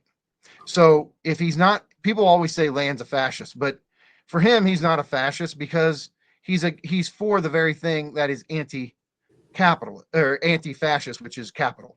Now, depending on, some people are not going to embrace that interpretation of the situation, fine, but it's important to know he's still going to think in terms of Anti-Oedipus. The problem with A Thousand Plateaus for him, that's where they switch it up and act like fascism is this drive towards absolute deterritorialization, and he always rejected this. He wants to identify absolute deterritorialization with capital, even though they didn't really do that in Anti-Oedipus, but it's more deterritorialization and capitalism in Anti-Oedipus. They kind of switch things up in A Thousand Plateaus, and that's the one thing there he strongly disagrees with. But ultimately, yeah, that's kind of how it connects to D&G. Well, let me just tag on there the reference that he makes in separating himself from the Deleuzian and Guattarian interpretation of fascism is to Klaus Teweleit's male fantasies. And that I found is a real kind of a wellspring for where I'm going with Land and Heidegger, because I want to find the exact quote. It's in Making It with Death. Anyway, let's not worry about that. But nice rewording of creative destruction on his part. Right.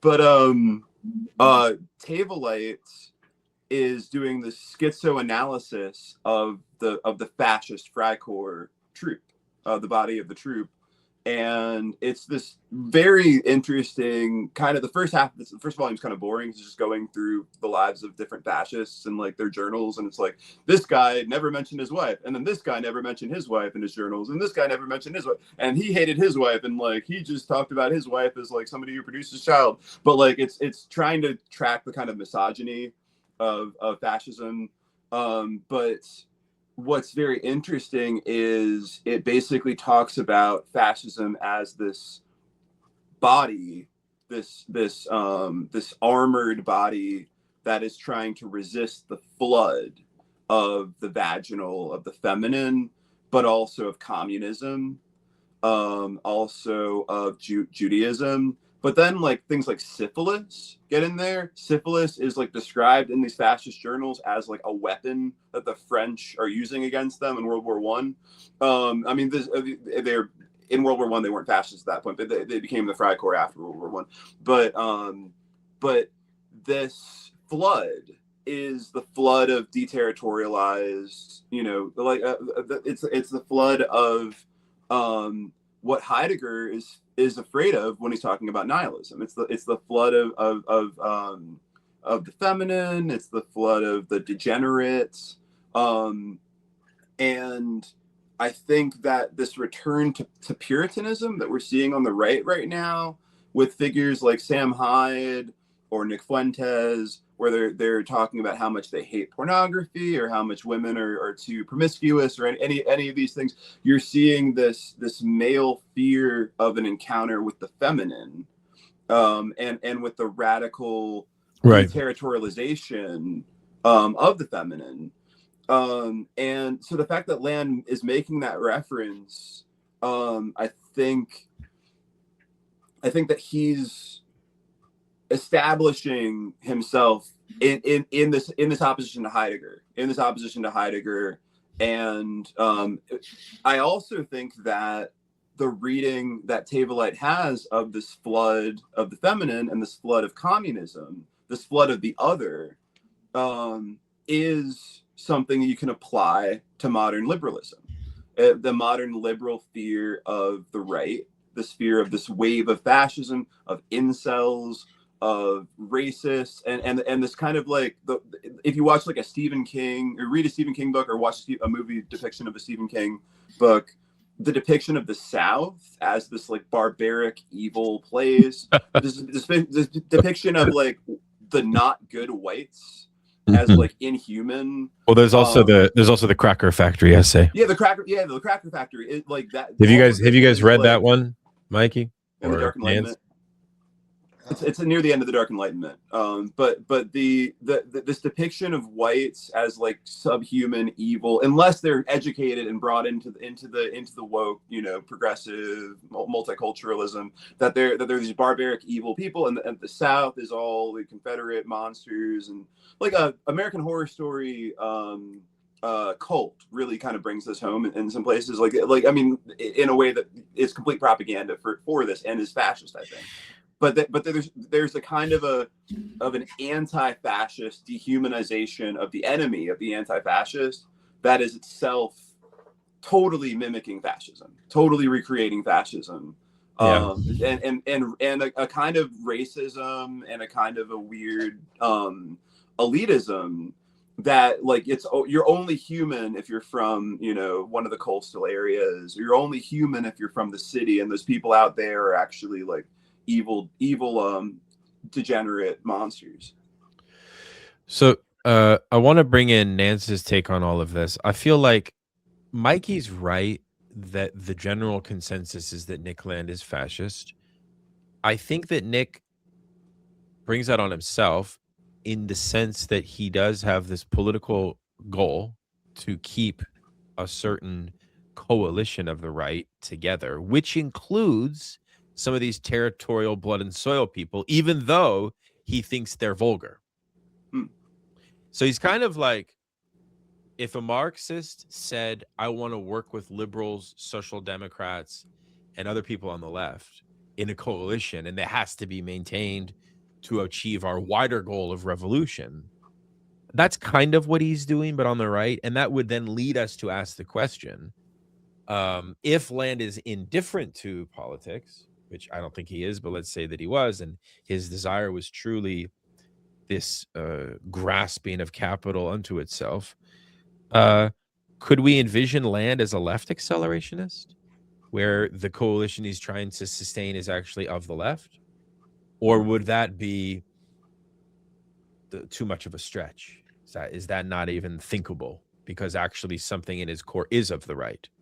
Because keep this in mind also, a lot of Nietzscheans possess a critique of what they call, Wagnerian or sort of vulgar folk right-wing tendencies. That's very common. Even Bronze Age Pervert, as I said in our last event, Grady, says that he's something worse than fascism. He thinks that technical fascists are vulgar pigs. But that doesn't necessarily mean that he's not going to be their allies in a strategic sense. No, he still will strategically ally with them. And I think Land does too. Well, let me just sorry to interrupt, because I know you're addressing Nance. But like, I watch a lot of Chris Cutrone. I've watched Chris Cutrone on you guys's, but I watched all you guys talk to Chris Cutrone at different times. But somebody like Chris Cutrone is like saying like he wants to first of all, obviously defends the hell out of Trump for his own reasons that are I think authentically Marxist reasons, but says that if you want a revolution, we have to get the working class that is voting for Trump, right? If the call for that kind of coalition building on the left, isn't that the same thing as Land using that coalition on the right? It's basically acknowledging that there's like a power base there. We live in a democracy. We need votes. It's like a very pragmatic. I don't really see any real difference between a call to that's to why enlighten or to the call to give political consciousness to the Trump supporter versus the call to use the Trump supporter to bring about the AI singularity. Like it's kind of the same pragmatic use of them, right? No, I mean, everyone on the left should by now understand that there's a deep rational kernel of why the working class voted Trump. And if we haven't figured that out by now, I don't know what to tell you. And that's just something we have to face, and this is a reality. So, you know, I just don't want to portray Catron's position as if he's in the wilderness. No, I feel like a lot of people are of this view. Catron is fascinatingly similar to Yarvin. Fascinatingly similar. And Yarvin, if you watch Yarvin's recent interviews, he's talking about how like everything America has done since World War II was actually the left, and the left was competing with Russia over who was going to control the left narrative.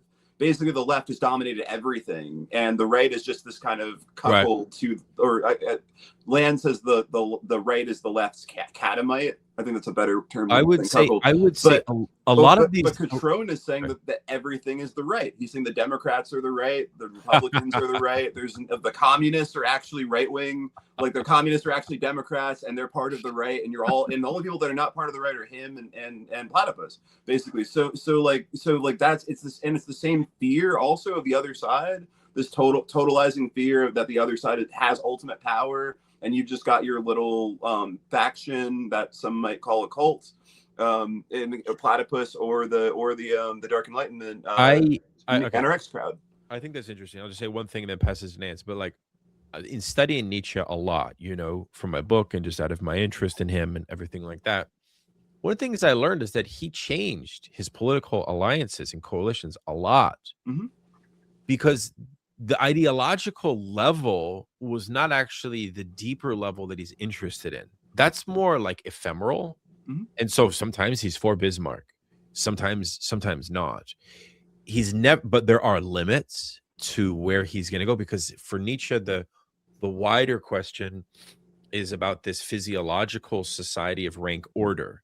So maybe to Nance and then to Mikey as well, like, even though Land has this kind of unrefined political theory, like, why don't we address this elephant in the room of his fascism, and to what extent you guys buy it or don't buy it? Could you define it first? For me, fascism is a very particular 20th century historical moment that indexes the failure of socialism and the workers' movement at a very particular moment in European society, in which there was a perversion that took place of socialist organizing principles and revolution in a way which abandoned the proposition that capitalism can fully be overcome. So that's its prehistory. And then I think it's kind of concrete historical presence. You know, I mean, I really think that you can also analyze it as an effect of capitalist war economy. Yeah. You can analyze it. You have to analyze fascism as, and here's why I side with Daniel Bessner over Jason Stanley in their famous "Is Trump fascism or not?" I side with him not being fascist, because the historical analog of 20th century fascism was premised on the existence of a robust workers' movement, which we lack today. Yeah. Right? Which means that the power of the right can only truly become fascistic when capital is threatened by organized labor. We don't have that.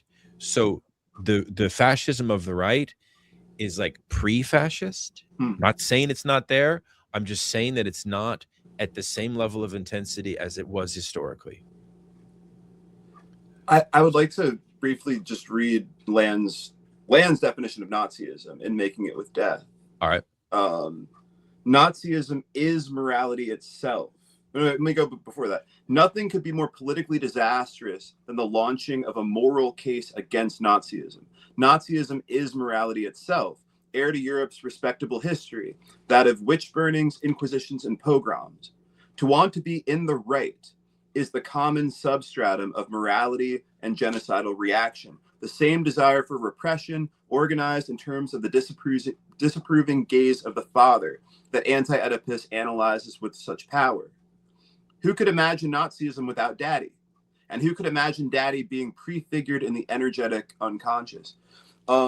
I think that my definition of fascism is meaning making. My definition of fascism is the repression of nihilism. And I think that meaning making is almost inherently moral. And so fascism is morality itself. Okay. I want Nance and I want Nance's take on that. I have strong pushback on that, but in future programs at the comic book shop, we can debate that. Mm-hmm. Nance, go ahead. Yeah, I think acceleration is nihilism, is capital, is modernity, is fascism. I think it's all different points represented on this teleological line into a future where we've replaced all quality with quantity, where we've replaced hexaity with quiddity, where we've gone from semantics to syntax. I think going back to the origins of capitalism and the Straits of Gibraltar and the Dutch East Indias and like all this stuff, I think it was uniquely historically situated where we had developments, social developments, technological developments, scientific developments, governmental developments, and it's this long tail of what I call nihilism. And I think Grady, you and I have probably the obverse take of nihilism, and I think that's interesting. Yeah. But no, I think not to disparage Nick, because I like Nick and I am very much inspired by Nick. I would not call myself an accelerationist. I boldly claim there's no such thing as left accelerationism, because I think acceleration is, I think all the left, right, effective, and all these things are human coping. We're trying to cope with it. It's accelerating. It's getting away from us, and we're trying to keep up with it. So we're trying to situate ourselves in reference to it, rather than taking ownership of it and realizing this is human activity. Like techne is something we do. We have reified this split, and we've allowed technology and progress to become this fetish, and this thing and this monster that has taken up a mind of its own. So I think I don't know, the definition of fascism, as much as I hate functionalism, I think I do come down on functionally defining fascism as the loss of the world of meaning, the loss of the rich, value-laden world, the loss of the future, and just 100% functionalism at the administrative level, at the political level, at the level of, rather than really coping with the world that we live in, we retreat and we just deal with things at this surface level, and everything is kind of simulated. With that reading, why do you think Heidegger is so opposed to nihilism? I think he's moralizing. And I think he's and I do think I absolutely think he's responding to World War I, and the storm of steel and all that. But yeah, I think Heidegger, as much as he tried to escape it, ultimately fell prey to functionalism. Like I think he was doing this ontotheology, trying to create a world of meaning, right, but he couldn't do it. He didn't succeed. I totally agree with that. I think Daniel, I like doing this history and prehistory of these things. I tie accelerationism not to Benjamin Noyes. I tie it directly to the Italian futurists and Martinelli, this kind of aesthetic movement that it became a new God, right? In the wake of the death of God, people said progress will set you free. Yeah. And then we also had new possibilities. There were the Bull Moose progressives and like the scientific rational revolution and all this stuff. So I think it's all like uniquely historically situated, and why all this bad stuff happened is because we were we didn't have power, and we don't currently have power, and we're trying to find a way to regain power. But I do think the light is on, and we left the light switch on, and we left the room, and we have to find a way to get back into the room. So I think, again, not to disparage Nick, but I wouldn't argue or disagree with you to to put those labels on Nick, because I do think accelerationism is nihilism, is fascism. Yeah. I mean, I think that the historical dialectic of in Marx's view is definitely capital, but its primary antagonist is still labor and the proletariat.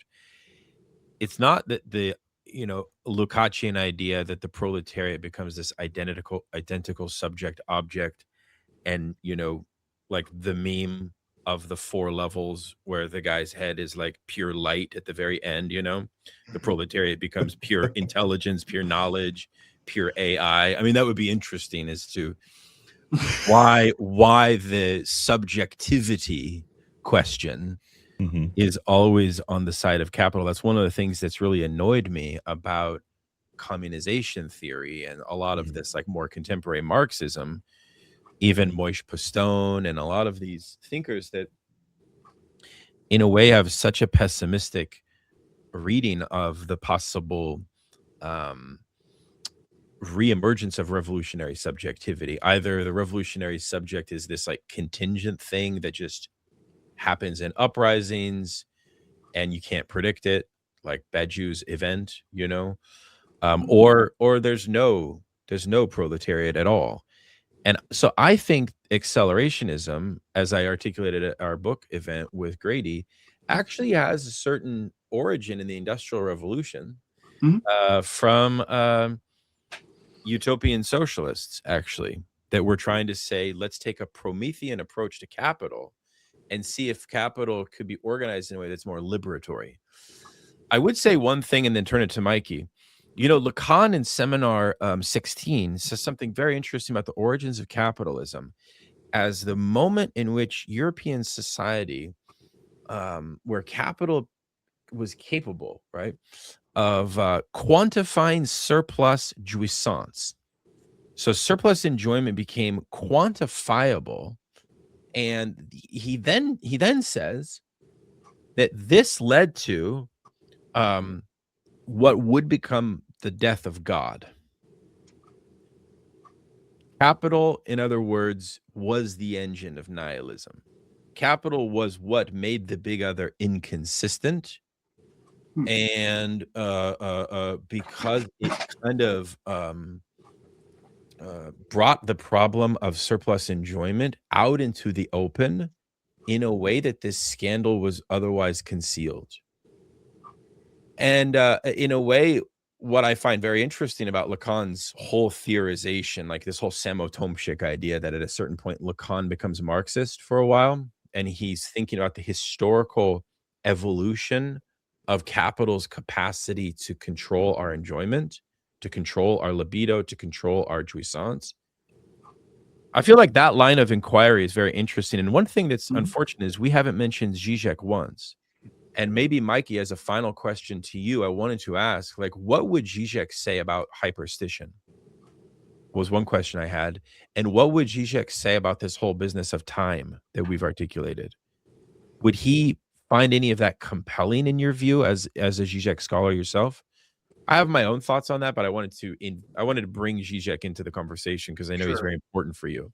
Right. I mean, okay, so there's a couple things. First, so my book that'll be coming out in a few months, or be coming out again, re-released. It's called Capital versus Subjectivity, a Zizekian Critique of Nick Land. So for the last 2 years, I've been,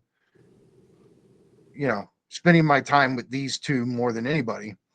And so, I mean, when capital versus subjectivity, that's really Land versus Zizek, right?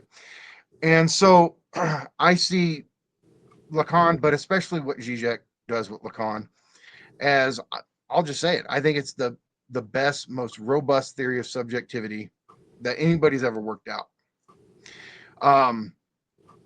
And I think if we're going to think subjectivity, we have to go through Lacan and Zizek to do it. Look, I have a lot of appreciation for what Heidegger did in Being in Time with Dasein. I think that's a very important contribution to human ontology. I think what Sartre did in Being in Nothingness has a lot to contribute to human ontology. So I'm very interested in human ontology, which is theories of subjectivity.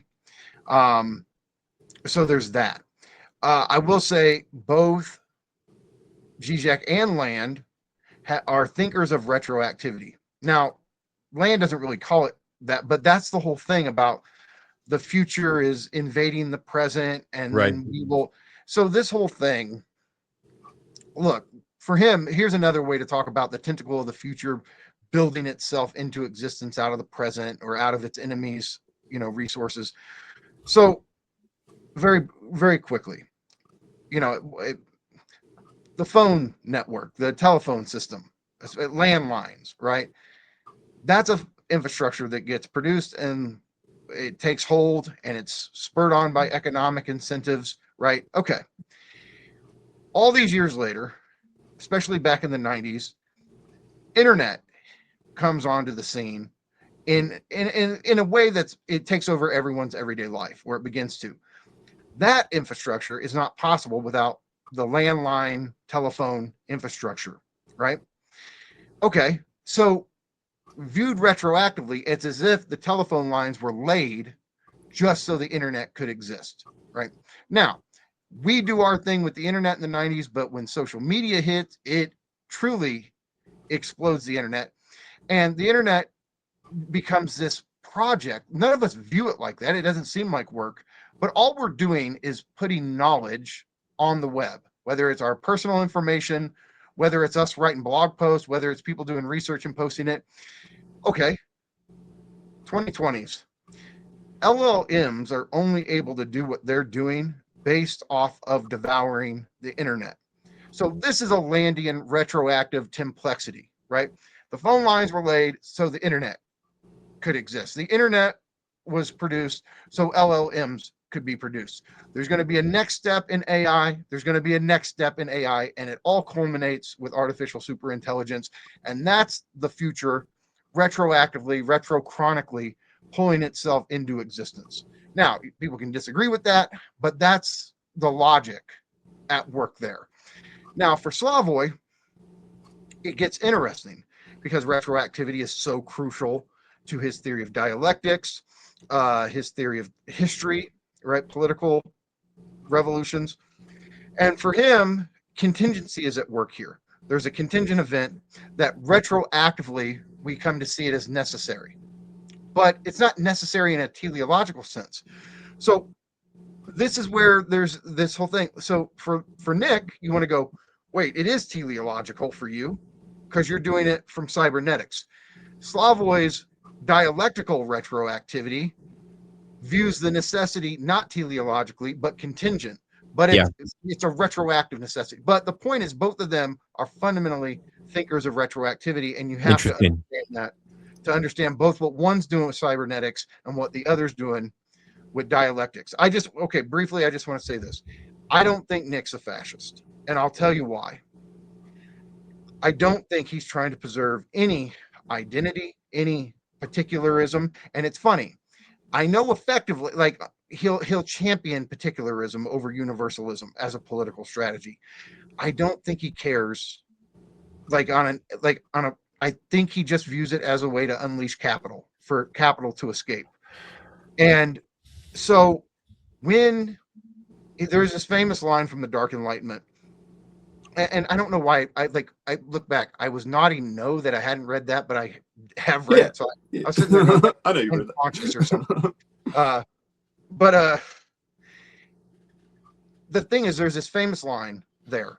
So he's basically talking to white supremacists or ethno-nationalists, and he's like, all you guys are so caught up with this problem of miscegenation, right? You're so worried about race mixing. You need to be worried about face tentacles. And it's because he thinks radical body modification, motherfuckers are going to be walking around looking like Cthulhu. Mm-hmm. And he's sitting there going, oh, you're worried about skin tone and hair color and eye color. Get the fuck out of here. And he's on the side of the face tentacles. Right. So that's where you have to, that is anti-fascist if you view fascism as some sort of defense of a particularistic national idea. He doesn't give a shit. He just wants capital to win. And he's found his way to navigate right politics. And his biggest fear is like the woke religion, because it's not politics for him. Wokeness is a religion. It's a superstructural cathedral, and He wants this coalition of ethno-nationalists, Christians, and tech capitalists to stay together, and he's afraid Nick Fuentes is starting to break this apart. Right. And so, but ultimately, again, I don't think he's on the side of capitalists. I don't think he's on the side of humans. That's helpful.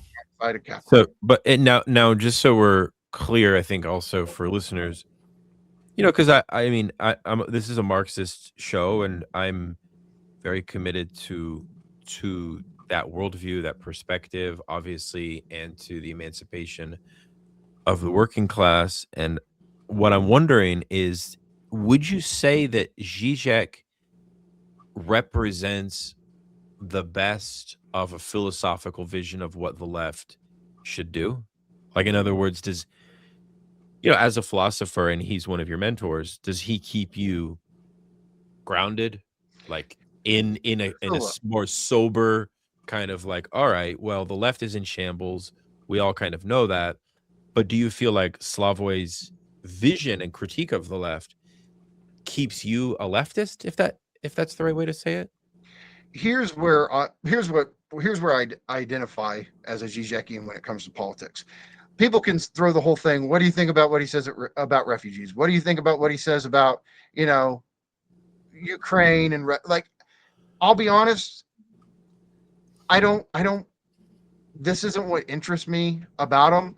It's the formal thinking that gets me. Here's where I agree. He says, look, identity politics is not going to work. Political correctness is not going to work. I agree with that. He says if there's going to be any chance, and he doesn't talk like this. He always seems to be an anti-humanist, but the way he's an anti-humanist, it's because he's a psychoanalytic Lacanian and thinks humanism privileges this conscious, rational subject that has no unconscious and doesn't have death drive. Okay, fine. But at the end of the day, I would say Slavoy's humanist in the sense that he's trying to preserve the human and fight for some kind of human future. So he says the way to do this is it's going to take a new universalist politics. I agree. I think we have to be universalist. Okay. Good. And honestly, I think Cernacek and Williams and their brand of left accelerationist wants to be a universalist politics. Now, you can disagree about this or that, but that's why I also see something in them that I want to cling to. I think universalism has to be the thing. And this is the other thing, real quick. If we are facing global crises, international crises, climate change, the economy, modifications and upgrades in biotech, where this is all going with artificial intelligence, I agree. I don't think particularism can do anything to solve any of these problems. Right. And I don't think it's a coincidence that that's where land sides. But Slavoy is going to say, no, there has to be a new universal solidarity, and there has to be some sort of international consensus. And that's the worst thing imaginable for land. But that's where I'm not a Landian, because I think that's the only chance we have of something like a human future. Well, and this, so the thing I'm maybe resisting in this whole conversation, as much as I am engaging with it, I'm very interested in it. But like, I'm black-pilled and I'm really very humble as a thinker. I'm just a shopkeeper, I'm just like, I just run the comic book store.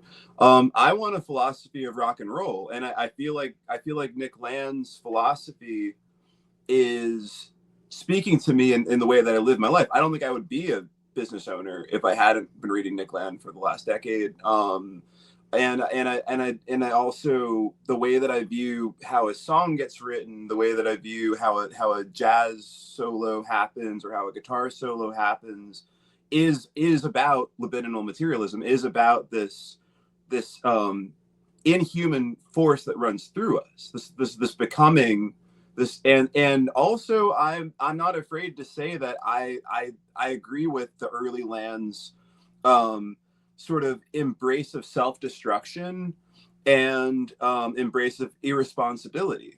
And so when we get into these political discussions, I remember my past with Antifa and my past with, as a union organizer I really, in my 30s, I don't really think that that's how I should be spending my time. In my 30s, I worked really hard to get to a place where I could start a business, and you know, fucked off from all of that. Really, the last protest I went to was 2019. So that was like literally right around when I turned 30. As I've gotten older, I mean, yeah, maybe it's just like people becoming more conservative or whatever, but as they get older, but for me, like aspiring to a global unification of man that's going to like save us, like it doesn't seem like it's going to happen. And if it is going to happen, it doesn't really have anything to do with me. Except maybe I can sell people the books. Maybe I can sell people Zizek at my bookstore. Maybe I can sell people your book. I sell people Daniel's book at my bookstore. You know, maybe that's my role. But there's also universalism of that could germinate or grow from the inhuman itself. I mean, this is something that other Marxist philosophers have theorized. I mean, even Ernst Bloch thinks something close to this. I mean, Karatani in the structure of world history has this same idea that there's a repetition of a collective inhuman force that organizes sociality in the sense of that which we as a collective have to tame as a requirement of collective survival. Right. So there's a certain way in which universalism does not have to reaffirm humanism. And, you know, I think all through Serre's theory of the epistemological break in Marx is pretty damn convincing. You know, I struggle with it, but it's pretty damn convincing because the consequence of it is that Marx breaks from all forms of humanism, right? In 1845. And after that, there's no going back. So, you know, there's different variants of humanism. And I think a philosopher like Zizek keeps a lot of us still tethered to the left, frankly, even though I think what I like about him is that he's a philosopher that I feel like welcomes critique of him. And that's so important. Speaking of being humble and stuff like that. Like, you know, he wrote a blurb of my book, even though I'm always trying to criticize him. He's like, you know what I mean? Like, but he is a very charitable figure. Deep down. He's awesome guy. Yeah, he really is. And also I was going to say one thing and then turn it to Nance for the final word is, do you think the object A could be theorized along this lines of positive feedback as this kind of like, as a sort, I'm just curious, like at the level of ontology, have you thought about how Land's ontology might relate to the Zizekian less than nothing ontology that it develops? Or is it two different things? That's for Mikey. Oh yeah. Well, for me, yes. So the whole point of human ontology from the Lacanian Zizekian perspective is that it's shot through with negativity or lack. And this is one of these disagreements. Of course, especially 90s Land is going to side with D&G on this. And he's going to accept that, you know, the rejection of lack. Desire is desiring production, not desire is lack. But no, I just think, look, my critique of desiring production is it turns into a dogmatic image of desire, and it's what they want desire to be. Now, can you find little traces of it in kids? Yeah, kids are experimental and they want to touch shit. And yeah, fine. But this kind of image of the new earth where that's what we're doing. It's just, there's no restrictions put on desire. There's no big other. There's no superego. There's no signifier. It's just, just parts of bodies connecting to other parts of bodies spontaneously. And somehow this all works out. I don't buy it. I don't think polymorphous perversity as a subject position is emancipatory. I don't either. And I think like Reza Negarestani was once asked, are you anti-Oedipal or Oedipal? And he says, I'm ultra Oedipal. Which I wanted to sorry, I know we're wrapping up. Because you know the point, it's like Oedipus, the whole theory is about completing it. It's about going through it. It's not about like some like, you know, infantile rejection of it. No, it's about like facing this as a constitutive procedure that must be undone, gone through, etc. So anyways, it's like a minimal level of enlightened maturity that's like necessary for subjectivity to enter into itself. Mm-hmm. So I would just say, like, look, this loss of objet petit a, and yeah, I'm presupposing the listener knows what we're talking about here. This, you know, this ontological lack that defines the split of the human. Yeah, I accept that as the basis of human ontology, human subjectivity, and this split in Lacan and Zizek between identity and subjectivity, I think that's absolutely essential to understanding the human. And so, yeah, I understand how you can view our bodies as these machinic connections. Sure. My point is, I hold to an emergent theory of the subject. I don't think it's a phantom. I don't think it's just, you know, an epiphenomenon. I think once the subject emerges, it defines our ontology. And so, obviously, a lot of them are going to disagree with that, but that's the position I hold. No, it's incredibly interesting. Yeah, I've been reading Lacan for so long now, and we do a weekly study group on Lacan. And what I find so interesting about Lacan is he's always repeating himself. But each time he repeats himself, he says it in a different way. But it's a repetition on a few sort of core thematics. But those thematics are very difficult to understand. So you have to repeat them a lot, actually. Yeah. Because people complain that Zizek repeats himself, but like he's only doing what the master did. Because it's necessary, actually. Have any of you read the sci-fi novel The Metamorphosis of Prime Intellect? Yes.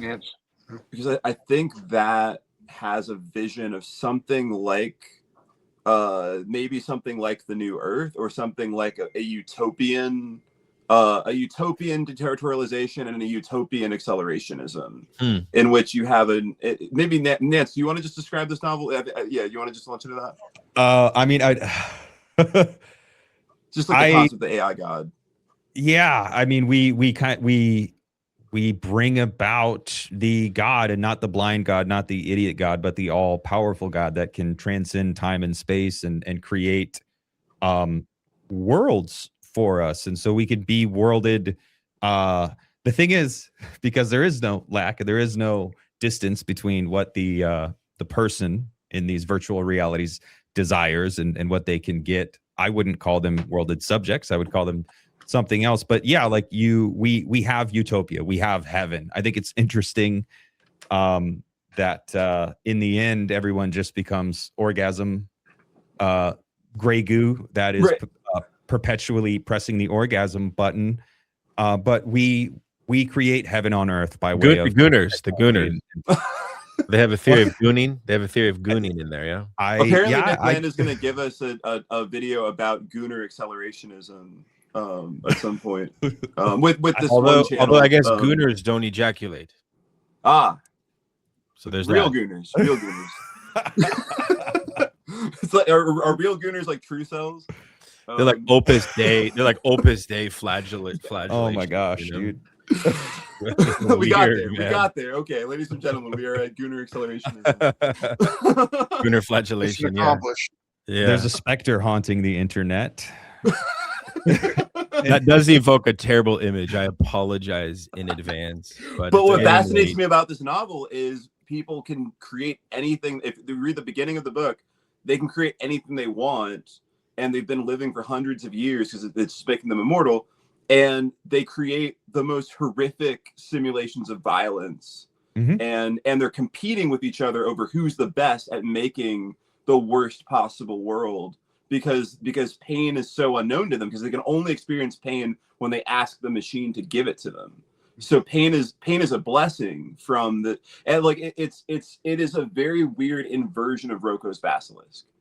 I think in which it's like this heavenly simulation, but you can make it hell if hell is your heaven, because you're so fucking bored of heaven, basically.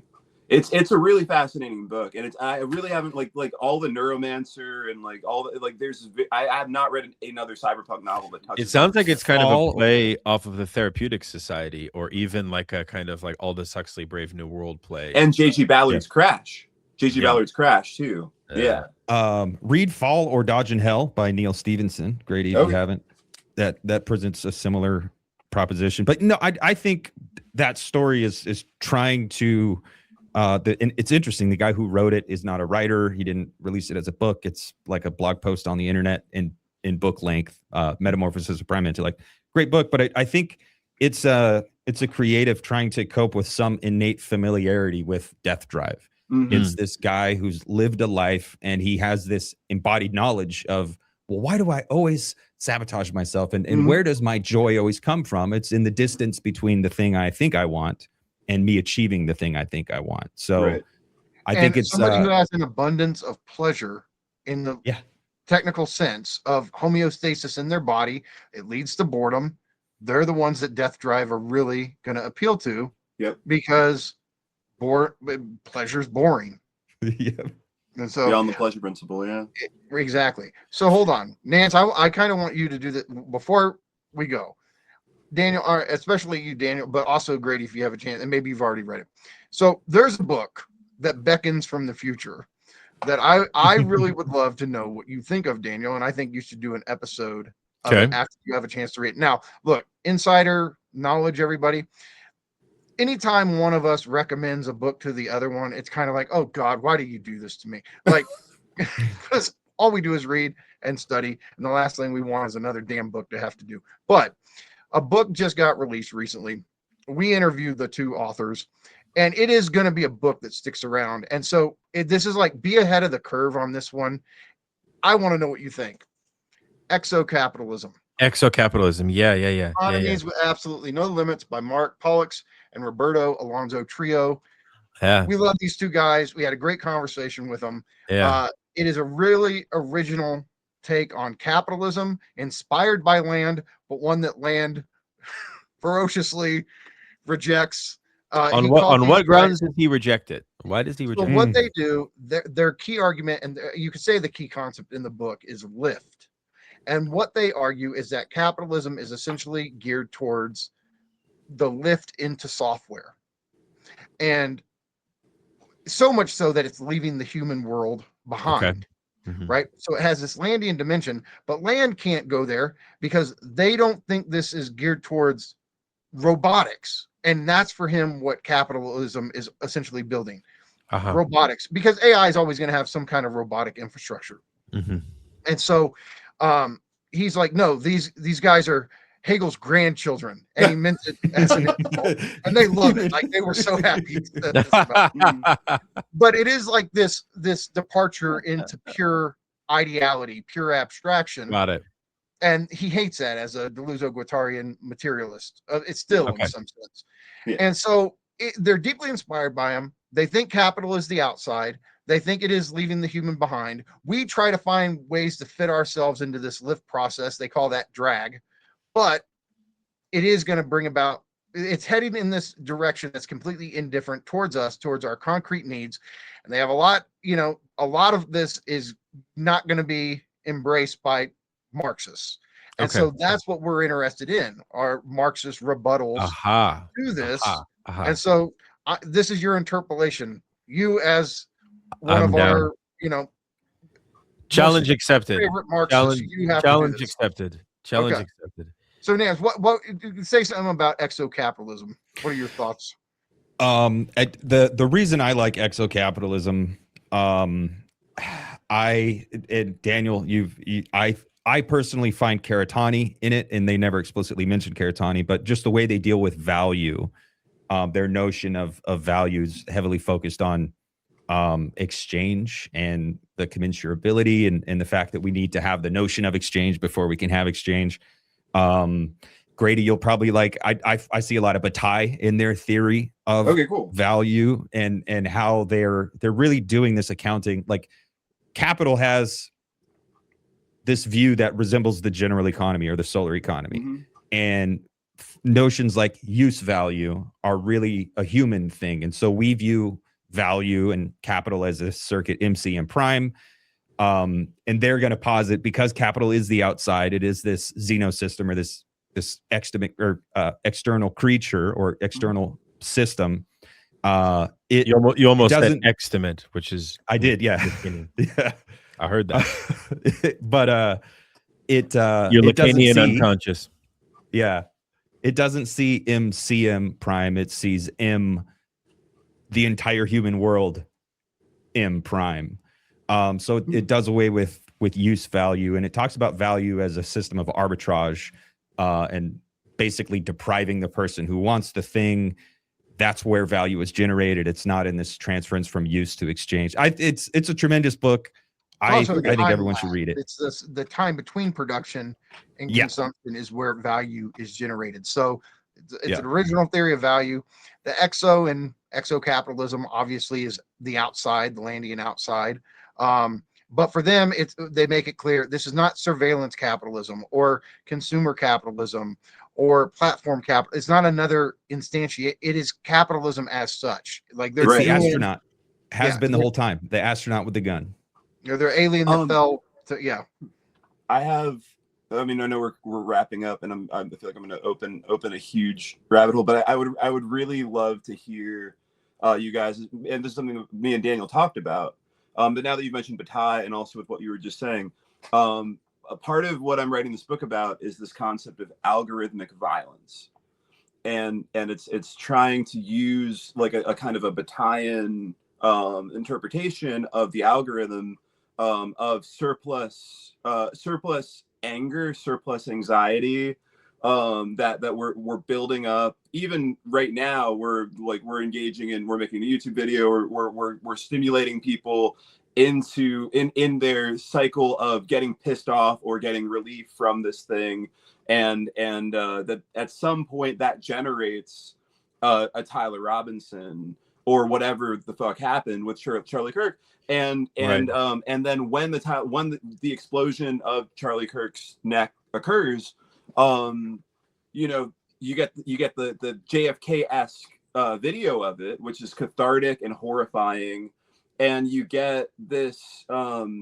this explosion of both sides, of right wingers like Sam Hyde crying about the evil of the left, and you get these leftists dancing and celebrating on TikTok and talking about, fuck this guy, he should have died, and we should kill everyone who agrees with him and everybody who watches him.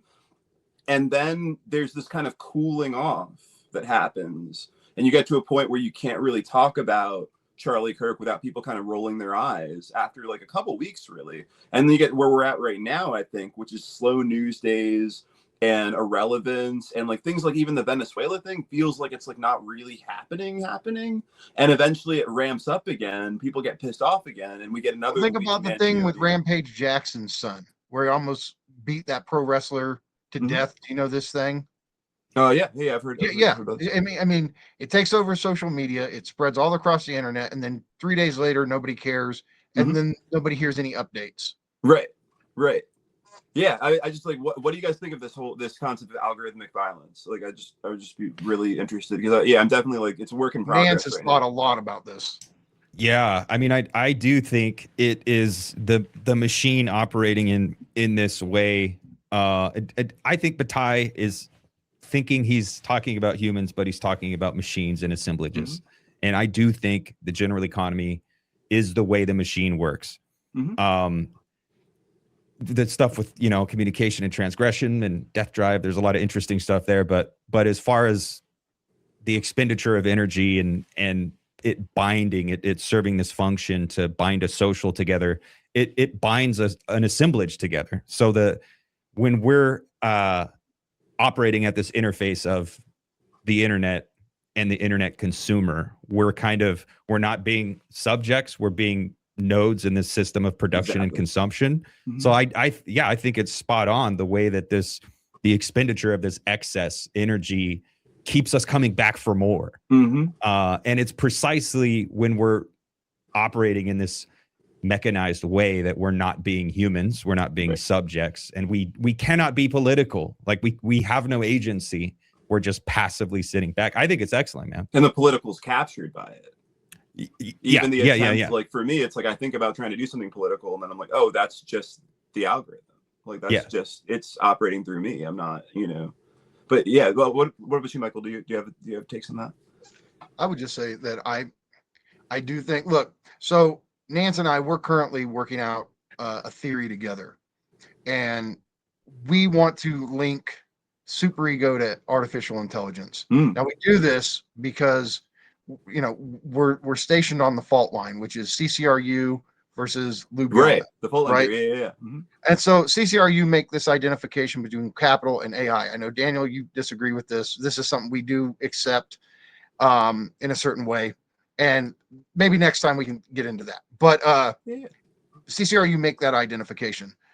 Zizek, McGowan, Tomsich, they make this identification between capital and superego. Well, Nance and I have just connected the third line here in this triangle between superego and AI.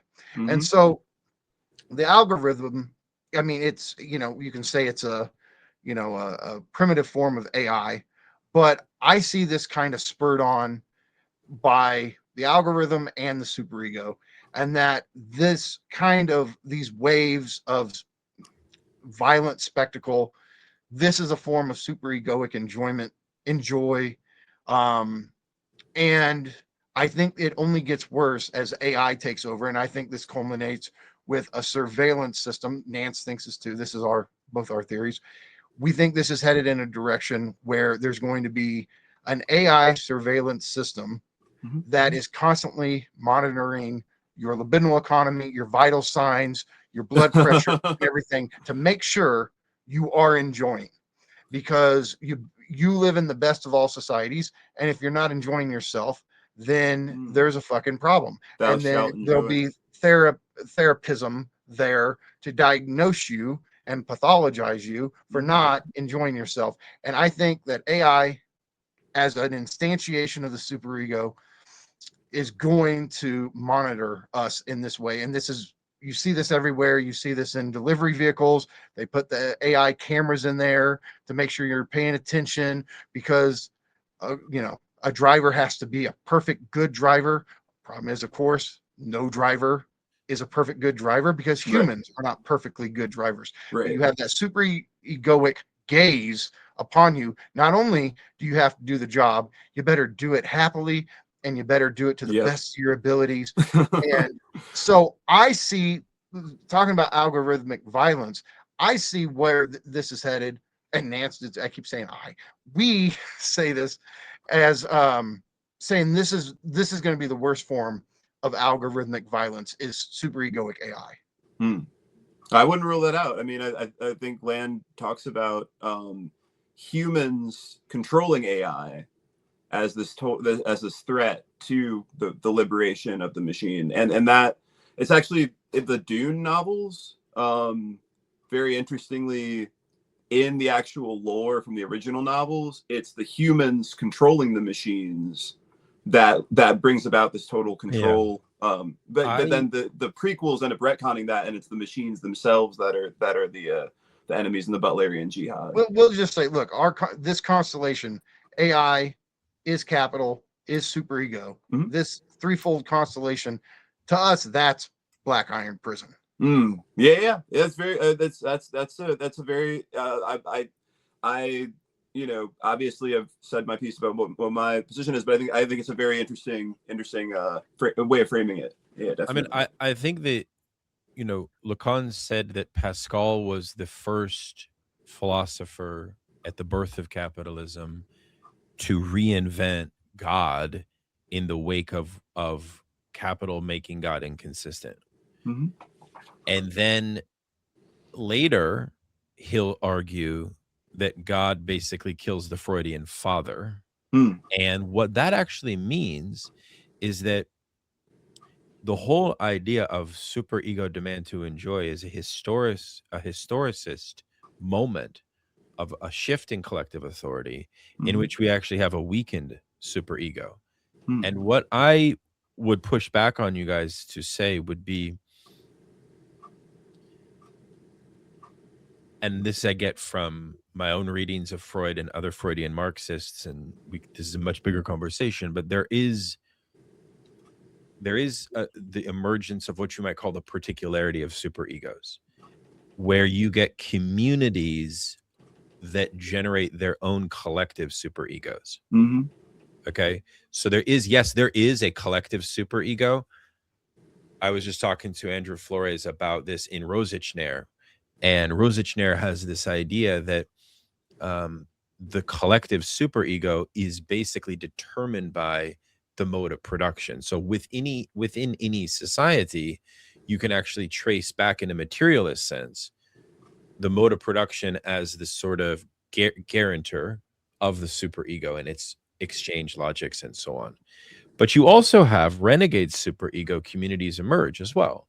And Lacan argued this as well, because when he said was, when the father is killed by capitalism, the effect of that will be communities of segregation and fragmentation.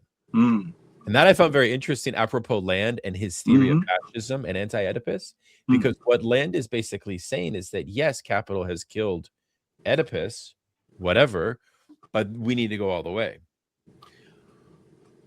I disagree with the whole framework, and this is for another conversation, but I would just push back on like this conception of superego as this homogenous thing. And I would invite you guys to think about how not only is it, yes, of course it could be implanted in AI. I'm not doubting that. What I'm saying is that where's the resistance? And how will that actually function? And in that resistance, I think that you get the emergence of other collective superegos. I think you have a multiplicity of superegos, is my argument. And also, I'm also of the view that there's also another way to theorize late capitalism as actually deteriorating the efficacy of the superego. Because again, what is the superego? The superego, in Freud's sense, say in his social writings and Civilization's Discontents, is the basis of what makes rationality possible and the dispensation and exchange of rationality. That's actually very different than Lacan's notion of the demand to enjoy. So I just feel like there's a lot. I'm excited for you guys to write this, and I definitely want to like read. Well, we've already written one essay, so it's called "Enjoy Your Surveillance on Superegoic Capitalistic Artificial Intelligence." It was published at Everyday Analysis. They're changing their website, so it's not up right now. But do you think it's possible, if this happened, that the AI would then begin to resist the superego that you're talking about? I mean, possibly. Here, I just want to say one thing. Here's the thing, Daniel. Where I would say the universal injunction to enjoy is in work. You better act a certain way while you're in employee mode. Well, hold on. But hold on. If you look, and I could take you guys through this, and you've probably done it before, at the 4 discourse theory, right? Yeah. Look at the 5th discourse. The logic that, which is called the capitalist discourse. In that discourse, the math themes and the rotations of them, all of that's indexed actually to consumption. And that, so it's not necessarily indexed to labor. And yeah, but it's the necessity. You have to have a job. You have to be employed. You have to get a wage if you're going to live. And that workplace is going to dictate to you how you better enjoy, how you better be happy, how you better put on this persona as customer service. And whether you're working in a warehouse or you're working at a coffee shop, there's a way capital expects you to present yourself as an employee. And if you don't, there's going to be consequences. So, I mean, what you're talking about is domination. What I think, I don't know that Lacan has a theory of capital and domination. That's what you're talking about. And that's politics. What I think Lacan is talking about is how capital seeps into becoming a solution to our split subjectivity. And it's kind of like the old idea of reification. It's like, well, what satisfies your splitness, your dissatisfaction, is the commodity, but that's an infinite loop of a bad infinity, because every commodity doesn't quite do it, and you're left unfulfilled. So actually, the discourse of the capitalist is structured like a roulette table that never stops. in some sense, because it's a constant, so it's very consumptive based. I would just encourage you guys to think like you're thinking domination, you're thinking the proletariat, you're thinking the abuse of wage labor. I'm not sure that saying it Lacan's functions thinking that. there. I mean, I'm not saying it doesn't function in consumption too. I would say it's omnipresent. You think it functions in both? Yeah, I think it functions. I mean, because the point is, I don't make and neither does Nance. Like, we're prosumers. Well, hold like, on a second. This sharp distinction doesn't work anymore. Well, hold on a second. Does Amazon really care if you are happy? Yeah, I think if you walk around, if you walk around miserable and depressed, and you are always explaining to your fellow workers, I'm miserable and depressed because I have to be here. This is the true source of despair and meaningless in my life. I want out of here.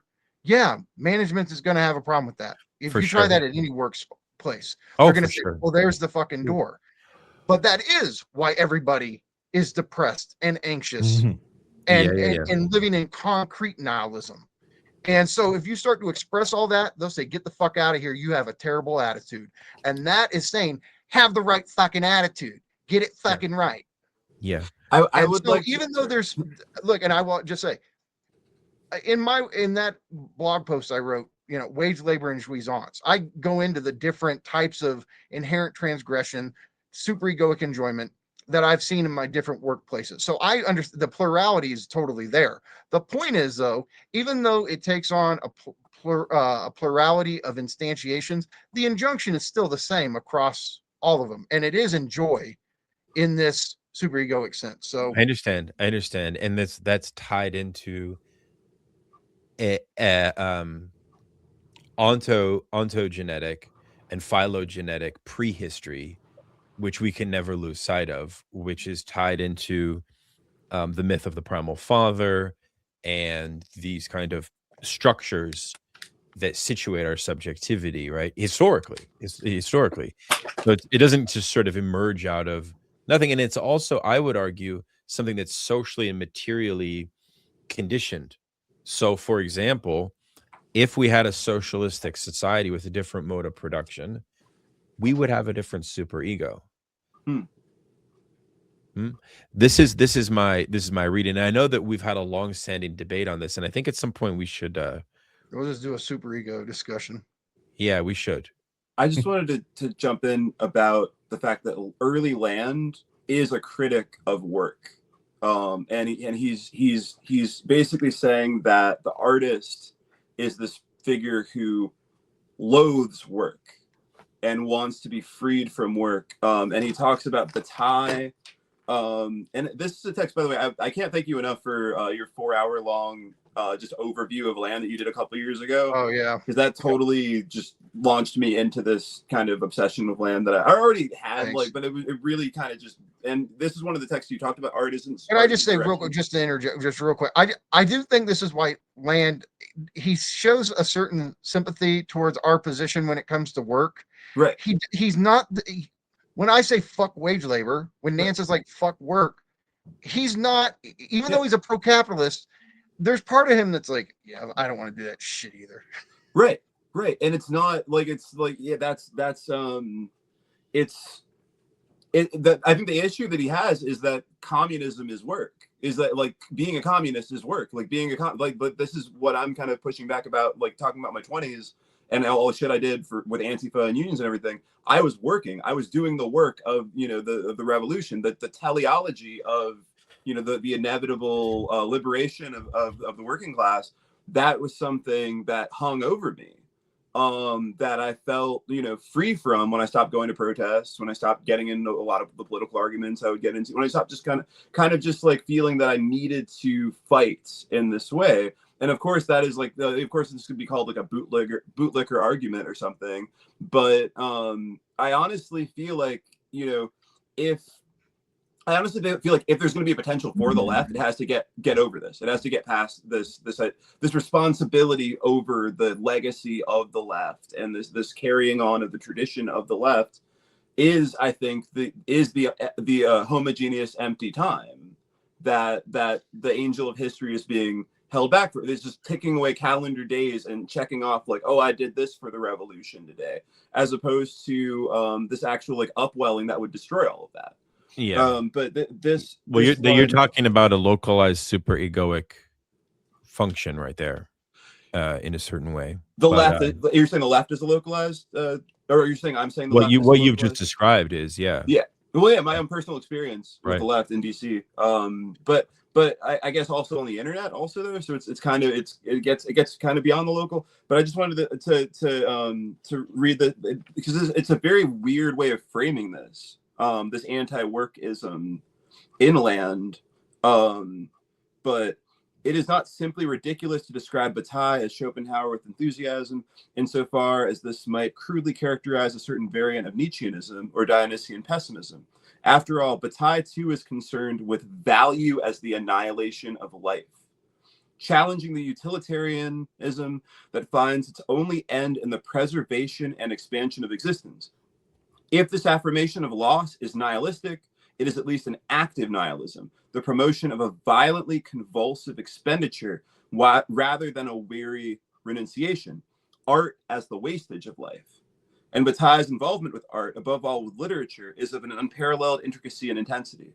Philosopher and historian of art, a literary theorist, in his philosophy, a stylist, dazzling as an essayist, a novelist and poet of both profundity and incandescent beauty.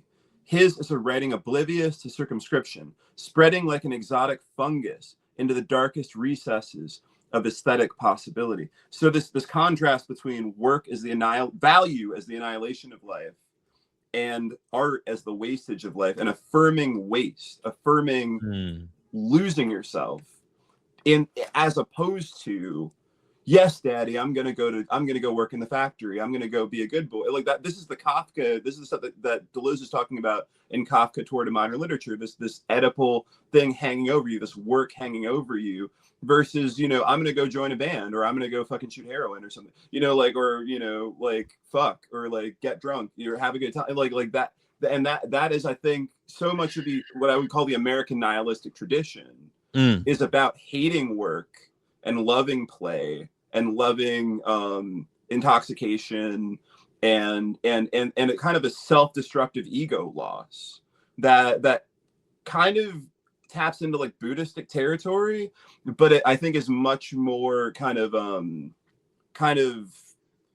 attached to horror as well. It's the stuff of horror movies, and it's the stuff of wanting to destroy yourself rather than be a cog in their machine. Yeah. But their machine, I think, is the humanist machine. That's fascinating, man. I mean, everybody's introducing all of the good stuff at the end here, as always.